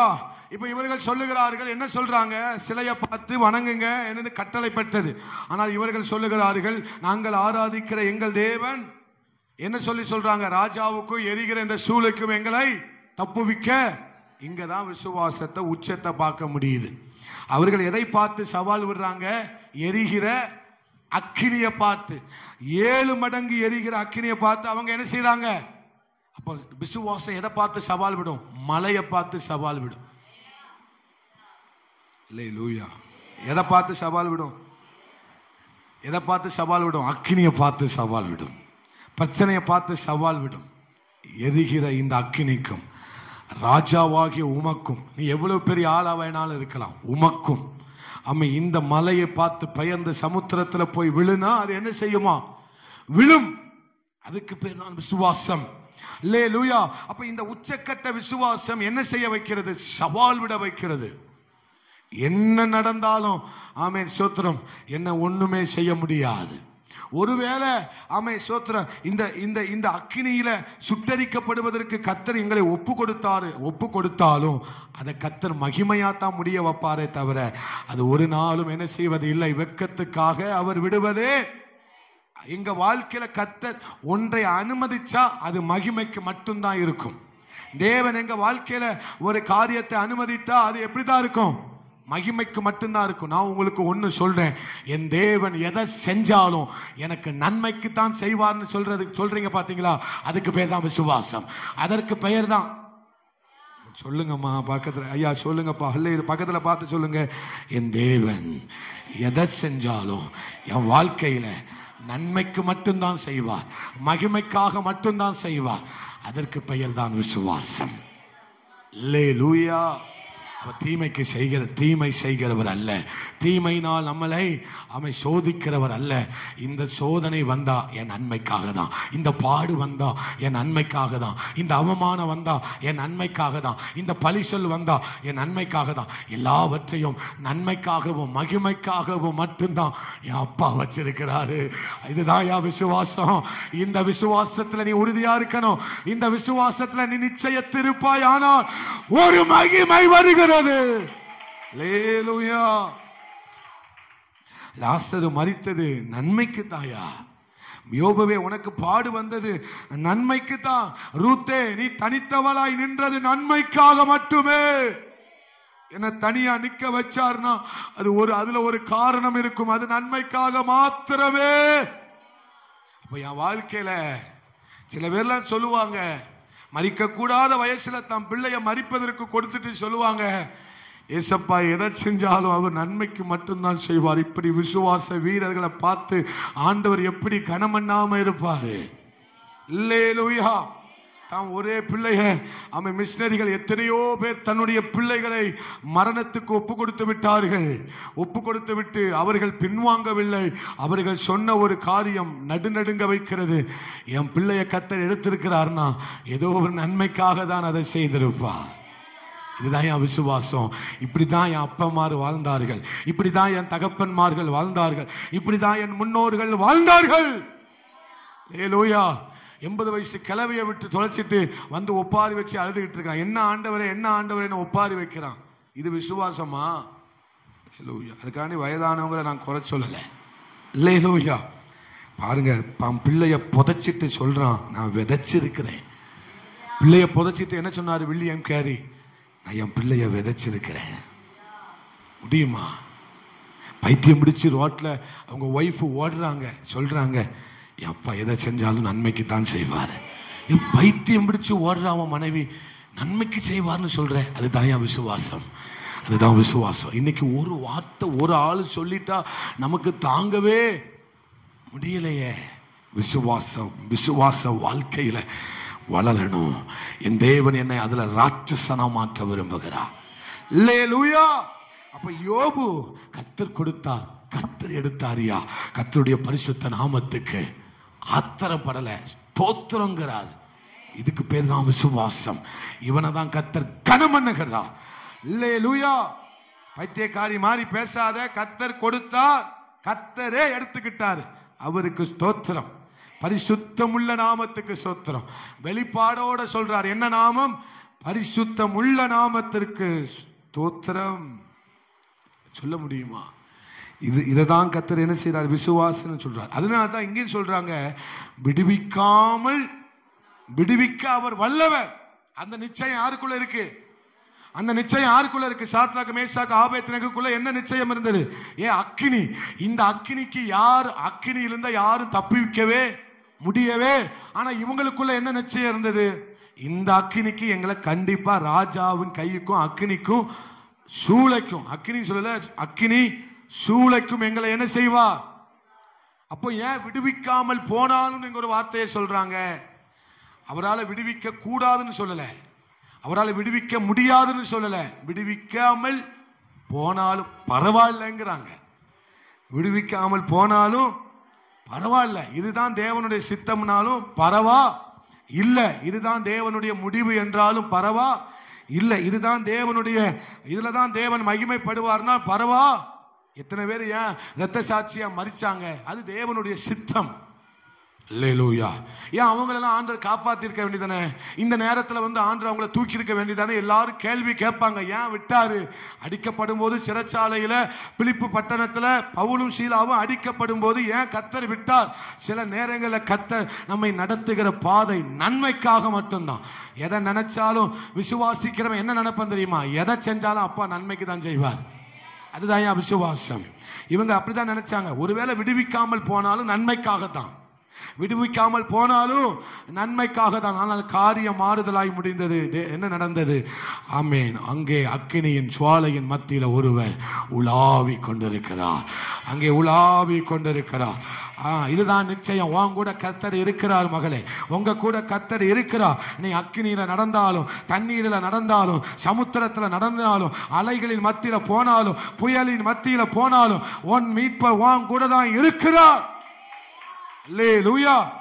அடுத்து வாசிக்கிறோம் தானியேல் 6:23 வாசிங்க. தானியேல் 6:23. அல்லேலூயா. மிகவும் சந்தோஷப்பட்டு தானியேலை கெபியிலிருந்து தூக்கிவிட சொன்னான். அவன் தன் தேவன் பேரில் விசுவாசமாய் இருந்தபடியினால். அல்லேலூயா. சிங்கத்தின் கெபிக்குள்ள போயிட்டு ஒரு சேதமும் இல்லாம வந்தவன் யார்? மட்டும்தான். அல்லேலூயா. சிங்கத்தின் கெபியில போயிட்டு ஒரு நகம் மிஞ்சிறதே பெருசு. ஆனா சிங்கத்தின் கெபியில, சிங்க இருக்கிற கெபியில, யார் இருக்கிற கெபியில? சிங்க இருக்கிற கெபிக்குள்ளேயே போய் ஒண்ணுமே இல்லாம சேதமே இல்லாம படுத்து சிங்கத்தின் மேல படுத்து தூங்கிட்டு வந்த ஒரே ஆள் யார் தான்? தானியேல். யார்? அங்க வசனம் தெளிவா சொல்லியிருக்கிறபடி விசுவாசித்திருந்தபடியால். அல்லேலூயா. என்னபடியால்? விசுவாசித்திருந்தபடியால் ஒரு சேதமும் அவனுக்கு நேரிடவில்லை. அல்லேலூயா. அப்ப முதலாவது அக்கினியிலிருந்து காப்பாற்றினார். இப்ப சிங்கத்தின் வாயிலிருந்து கர்த்தர் காப்பாற்றுகிறார். சத்ரு உங்களை தொட விட மாட்டார் கர்த்தர். அல்லேலூயா. சில இதுக்கு கர்த்தர் மகிமைக்காக நம்மளை நடத்துவார். ஆனா சத்ரு தொட விட மாட்டாரு. சத்ரு தொட்டு அந்த மகிமையை கர்த்தர் வரவிட மாட்டாரு. அல்லேலூயா. கர்த்தர் நமக்கு அனுமதித்து, கர்த்தர் நம்மை தொட்டு அப்படி வேண்டுமானால் நம்மளை கர்த்தர் மகிமையா என்ன செய்வார்? நடத்துவார். ஆனா சத்ரு தொட விடவே மாட்டார். அல்லேலூயா. பக்கத்துல பார்த்து சொல்லுங்க, அவன் உங்க மேல கை போடுவதே இல்லை. அவன் உருவாக்குற ஆயுதம் வாய்க்காதே போகும். அல்லேலூயா. ஒரு சேதமும். காரணம் என்ன? தானியேலுடைய விசுவாசம் யார் மேல இருந்தது? அவன் தேவனை விட்டு கொடுக்கல, ஜெபத்தை விட்டு கொடுக்கல, விசுவாசத்தை விட்டு கொடுக்கல. என் பிராணனை போனாலும் போதும், என் ஜீவன் போனாலும் போகட்டும். அல்லேலூயா. அவன் எஸ்தர் ராஜாத்தை சொன்னது போல, நான் செத்தாலும் சாகிறேன். காரியம் மாறுதலாய் முடிந்தது போல இங்கும் காரியம் என்ன செய்தது? மாறுதலாய் முடிந்தது. 10 நிமிஷத்துல முடிச்சிடுறேன். புதிய ஏற்பாட்டில் வரும்போது 100க்கு அதிபதியின் விசுவாசத்தை கண்டு கர்த்தர் ஆச்சரியப்படுகிறார். மத்தேயு 8வது அதிகாரத்தில் நம்ம வாசிக்கும் போது இன்னும் அநேக காரியம் இருக்கு. டைம் ஆனதுனால டக்குன்னு சொல்றேன், நீங்க நல்லா புரிஞ்சுக்கிடுவீங்கன்னு நினைக்கிறேன். மத்தேயு 8 வாசிங்க. இயேசு இதை கேட்டு ஆச்சரியப்பட்டு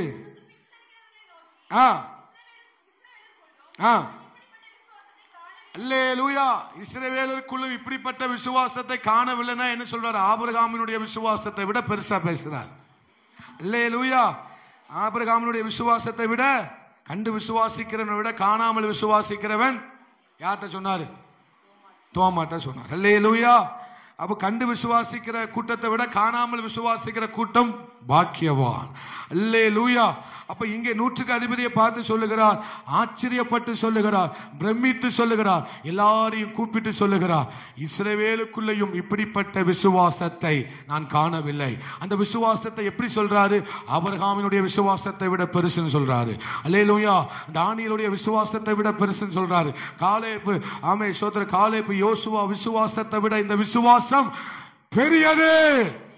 அல்லேலூயா. அவர் சமீபத்திற்கு மாத்திரம் தேவன் அல்ல, அவர் தூரத்துக்கும் தேவன் என்பதை இந்த 100க்கு அதிபதி அறிந்து வைத்திருந்தான். அது மாத்திரமல்ல, அவருடைய வார்த்தை 8 திசைகளுக்கும் பயணிக்கும் என்பதை அவன் அறிந்திருந்தான். அல்லேலூயா. அவருடைய வார்த்தை, ஆமே ஸ்தோத்திரம், அமெரிக்காவில் இருந்து சொன்னாலும் இந்தியா சடையமாங்குளத்தில் இருக்கிற ஒருவனால அந்த வார்த்தை சுகம் கொடுக்க முடியும் என்பதை அவன் விசுவாசித்திருந்தான். அவன் யார் மேல, எதன் மேல விசுவாசம் வைத்திருந்தான்? கர்த்தருடைய வார்த்தையின் மேல. அந்த வார்த்தை எங்க வேண்டுமானாலும் பயணிக்கும், எங்க வேண்டுமானாலும் எலும்புகளுக்குள்ள ஊடுருவும் என்பதை அவன் அந்த 100க்கு அதிபதி விசுவாசித்தான். அதனாலதான் கர்த்தர் சொல்லுகிறார், அல்லேலூயா, இந்த விசுவாசத்தை கண்டு ஆச்சரியப்பட்டு சொல்லுகிறார், இப்படிப்பட்ட விசுவாசத்தை நான் காணவில்லை. அல்லேலூயா. நீங்க நம்பணும். அவருடைய வார்த்தை இங்க இருந்து ஜெபிச்சாலும் எங்கேயோ இருக்கிற உங்க மகனை அதை ஆசீர்வதிக்கும், உங்க மகளை ஆசீர்வதிக்கும், உங்க பிள்ளைகளை ஆசீர்வதிக்கும்.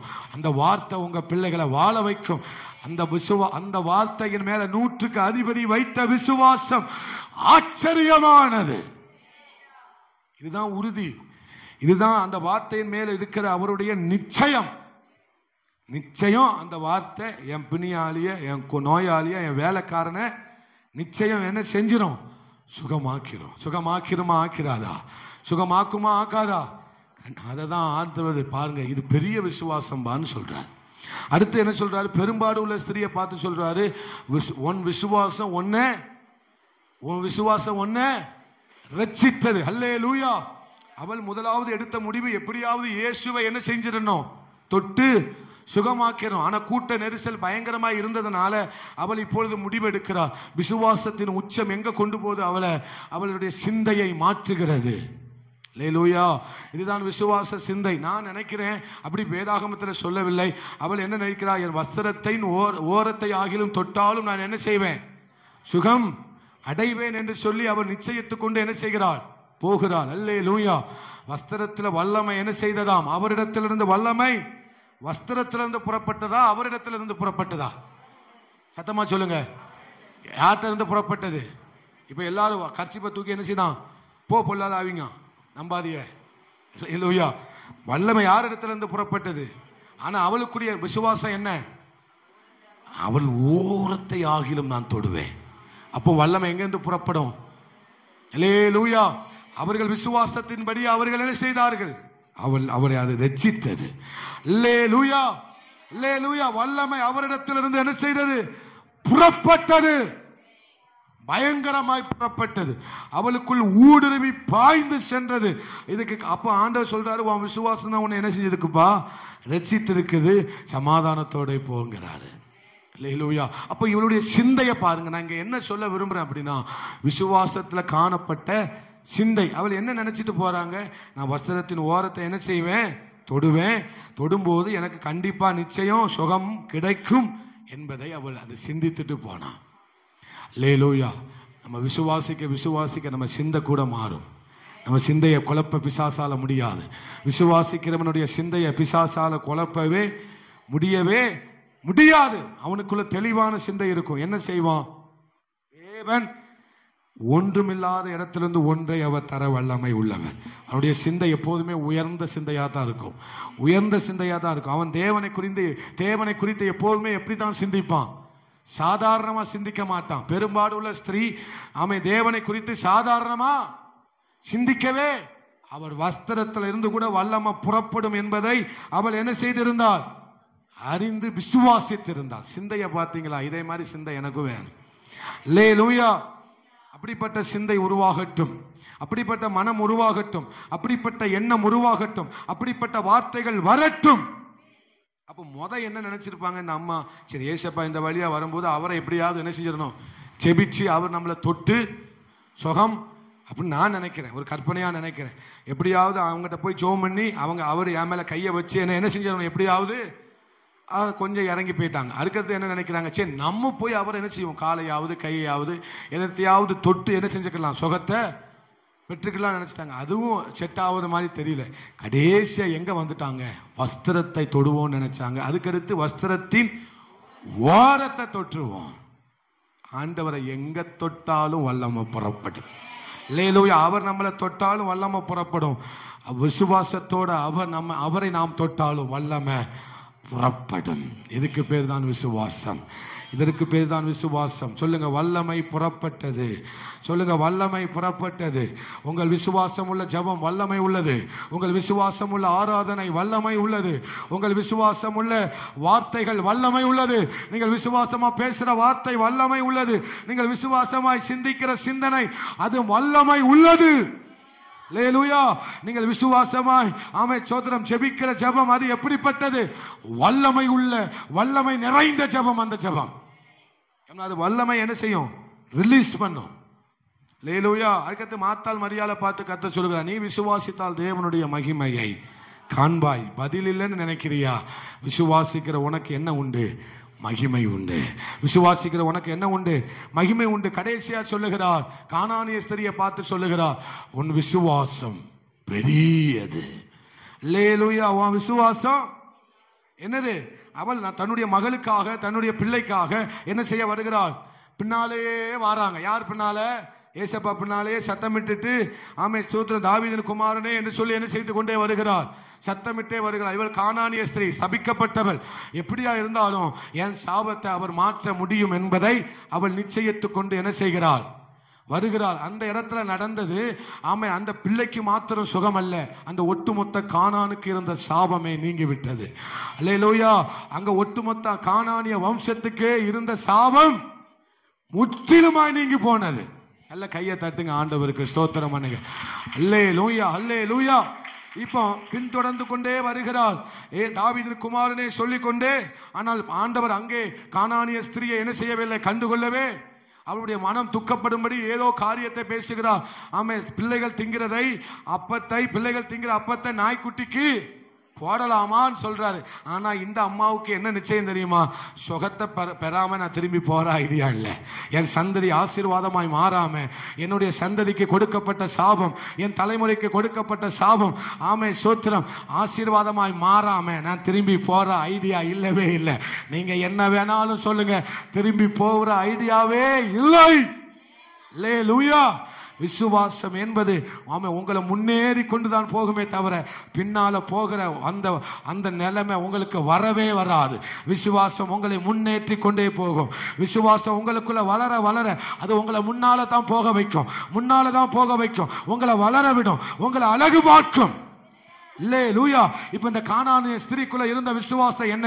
நிச்சயமா என் பிள்ளைக்கு இவரால மட்டும்தான் சுகம் கொடுக்க முடியும். இந்த பிசாசின் பிடியில் இருக்கிற என் பிள்ளைக்கு இவரால மட்டும்தான் என்ன செய்ய முடியும்? சுகத்தை, பலத்தை, ஆரோக்கியத்தை, விடுதலையை கொடுக்க முடியும். இதை பெறாம நான் திரும்பி போகவே மாட்டேன். இதை பெற்றுக்கொள்ளாம செபத்தை விடவே மாட்டேன். எத்தனை நம்புறீங்க? அல்லேலூயா. அப்ப சொல்றாரு, அப்ப அந்த அம்மா சொல்றாங்க, நாய்க்குட்டிகள் அதை தின்னுமே. நாய்க்குட்டிகள் அத சோத்திரம். இந்த நாய்க்குட்டிக்குள்ள இருந்த விசுவாசம் ரொம்ப பெருசு. இந்த சின்னவனுக்குள்ள இருந்த விசுவாசம் ரொம்ப.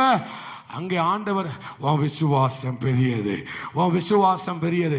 இந்த விசுவாசம் உன் பிள்ளைய மட்டும் இல்லை, கானான் அவன் மேல இருந்த எல்லா சாபத்தையும் கர்த்தர் அன்னைக்கு முடித்து விட்டார். அதை முடித்து விட்டார். அதை முற்றிலுமாய் கர்த்தர் அந்த வம்சத்தின் மேல இருந்த சாபத்தை முற்றிலுமாய் அகற்றி விட்டார். நல்ல கையை தட்டி ஆண்டவருக்கு ஸ்தோத்திரம். அல்லேலூயா. இதுதான் விசுவாசம். இது என் தலைமுறை மேல இருக்கிற எல்லா சாபத்தையும் என்ன செஞ்சோம்? தூக்கி தூர எறிஞ்சிடும். கடைசியா நான் உங்களுக்கு சொல்றேன், விசுவாசம் நான் என்ன? பிலிப்பியர் 1:8 வாசிக்கலாம். பிலிப்பியர் 1ஆம் அதிகாரம் 8வது வசனம். பிலிப்பியர் 1:8. பிலிப்பியர் 1:8 கிறிஸ்து எனக்கு ஜீவன், சாவு எனக்கு ஆதாயம். 21 வாசிங்க. கிறிஸ்து எனக்கு ஜீவன், சாவு எனக்கு ஆதாயம். இதுக்கு பெயர் தான் விசுவாசம். நல்ல கையை தட்டி ஆண்டவருக்கு மகிமை உண்டாக, ஆண்டவருக்கு மகிமை உண்டாக. நல்ல கையை தட்டுங்க. அல்லேலூயா.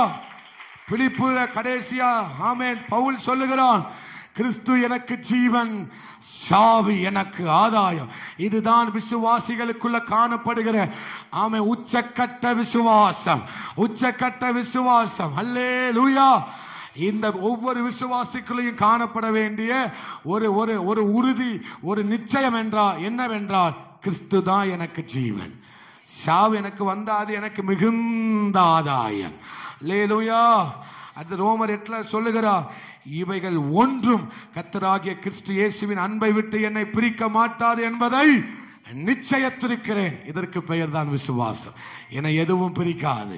அவருடைய அன்பை விட்டு என்னை எதுவும் பிரிக்காது. அவருடைய ஐக்கியத்தை விட்டு என்னை எதுவும் என்ன செய்யாது. மரணமோ, ஜீவனோ, உயர்வோ, தாழ்வோ, நஷ்டமோ, இன்பமோ, துன்பமோ எதுவா இருந்தாலும் அவரை விட்டு என்னை எதுவுமே பிரிக்காதையா. இதற்கு பெயர் தான் விசுவாசம். அல்லேலூயா. எதுவும் உங்களை பிரிக்காது, எதுவும் உங்களை அப்படி நீங்க தான் சொல்லணும். இல்லை, எதுவும் என்னை அவருடைய அன்பை விட்டு என்ன செய்ய முடியாது. அவன் தான் உண்மையான விசுவாசி, அவன் தான் உண்மையான விசுவாச ராட்சசன். எது வேணாலும் நடக்கட்டுமே, பாடு வரட்டும், கவலை வரட்டும், கண்ணீர் வரட்டும், உபத்திரம் வரட்டும், வியாகுலம் வரட்டும், என்ன வேண்டுமானாலும் வரட்டும், எதுவும் அவரை விட்டு என்னை பிரிக்க முடியாது. அல்லேலூயா. நாங்க பாவத்தை மட்டும் சொல்லல, ஏன்னா பாவம் அவரை விட்டு நம்மளை என்ன செய்யுது, பிரிக்கி. அந்த பாவத்தை மேற்கொள்வதற்கு எனக்கு விசுவாசம் இருந்தால் போதும். கடைசியா எபிரேயர்ல சொல்லுறாரு 11வது அதிகாரத்துல 5வது வசனத்துல, விசுவாசம் இல்லாமல் தேவனுக்கு பிரியமாய் இருக்கிறது கூடாத காரியம். அல்லேலூயா. விசுவாசிக்கிறவன் அவர் உண்டென்றும் தன் ஆவினால் என்ன செய்ய வேண்டுமா, வாயினால் அறிக்கை செய்ய வேண்டும். அதை மட்டும் வாசி முடிச்சிருங்க. 11:5. விசுவாசத்தினாலே காணாதபடிக்கு எடுத்துக்கொள்ளப்பட்டான், காணப்படாமல் போனான். அவன் தேவனுக்கு பிரியமானவர் என்று அவன் எடுத்துக்கொள்ளப்படுவதற்கு முன்னே சாட்சி பெற்றான், விசுவாசம் இல்லாமல் தேவனுக்கு பிரியமாய் இருப்பது கூடாத காரியம். அல்லேலூயா. அப்போ 39 வாசிங்க. இவர்கள் எல்லாரும்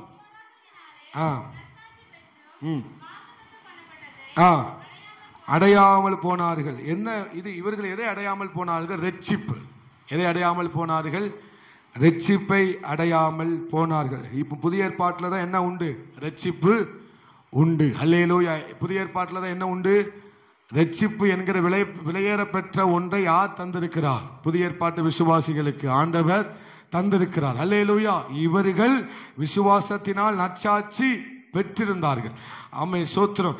ஆண்டவர் குமாரனாகிய இயேசு கிறிஸ்துவை பார்க்காமலே இவர்கள் இவ்வளவு விசுவாசித்திருப்பார்களே. ஆனால் அவர் நமக்காக இந்த உலகத்துக்கு வந்து பாடு அனுபவித்து நமக்காக ஜீவன் தந்து நமக்காக பரலோகத்தையும் வைத்திருக்கிறார். அப்போ நம்ம எவ்வளவு விசுவாசமா இருக்கணும் பாருங்க. அல்லேலூயா. நமக்காக எல்லாவற்றையும் செய்து முடித்திருக்கிறார். அப்படின்னா நாம அவரு மேல எவ்வளவு விசுவாசம் உள்ளவர்களாய் இருக்க வேண்டும் என்பதை கடைசியாக சொல்லி முடிக்கிறான். நான் இவ்வளவு நேரம் சொன்னவங்க எல்லாரும் எந்த நற்சாட்சி பெற்றவர்கள்? விசுவாச வாழ்க்கையை வாழ்ந்து நற்சாட்சி பெற்றவர்கள். இந்த விசுவாசத்தினுடைய பட்டியல் இன்னும் நின்று போகவில்லை. அந்த பட்டியல்ல உங்களுடைய பெயரும் என்னுடைய பெயரும் சேர்க்கப்பட வேண்டும். அல்லேலூயா. அநேகருடைய பெயர் அதில் சேர்க்கப்பட வேண்டும். விசுவாசியே, அவருக்காக நிற்கணும். கிறிஸ்து எனக்கு ஜீவன், சாவு எனக்கு ஆதாயம் என்று சொன்னது போல நீங்க அவருக்காக வாழ்வீர்கள். ஆனால் நீங்கள் நற்சாட்சி பெறுவீர்கள். கர்த்தர் உங்களை ஆசீர்வதிப்பார். அல்லேலூயா. எல்லாரும் எழுமி நிற்கலாம். எல்லாரும் எழுமி நின்று செபித்து முடிக்கலாம். நன்றி ஆண்டவரே. அல்லேலூயா. வாசிங்க. அல்லேலூயா. விசுவாசியே நீ பதறாதே, விசுவாசியே நீ கலங்காதே, விசுவாசியே நீ பதறாதே, விசுவாசியே கலங்காதே. விசுவாசத்தா நீதிமான் என்றும் நல்ல கையை தட்டி கடைசியா விசுவாசத்தா நீதிமான் என்றும் என்றும் சொல்லுங்க. விசுவாசியே கலங்காதே, விசுவாசியே நீ பதறாதே, விசுவாசியே நீ கலங்காதே, விசுவாசியே. ஆமென். விசுவாசத்தா நீதிமான் என்றும் என்றும் பிழைப்பார். விசுவாசத்தா நீதிமான் என்றும் பிழைப்பார். அருமையான தேவ ஜனமே, ஆமென். அவர் மேல உறுதியும் அவர் மேல நிச்சயமும் இருந்தால் நிச்சயமாய் அவர் எனக்கு செய்வார். ஒரு நிச்சயம் இருக்கிறது. என் கூட கர்த்தர் பேசி இருக்கிறார்.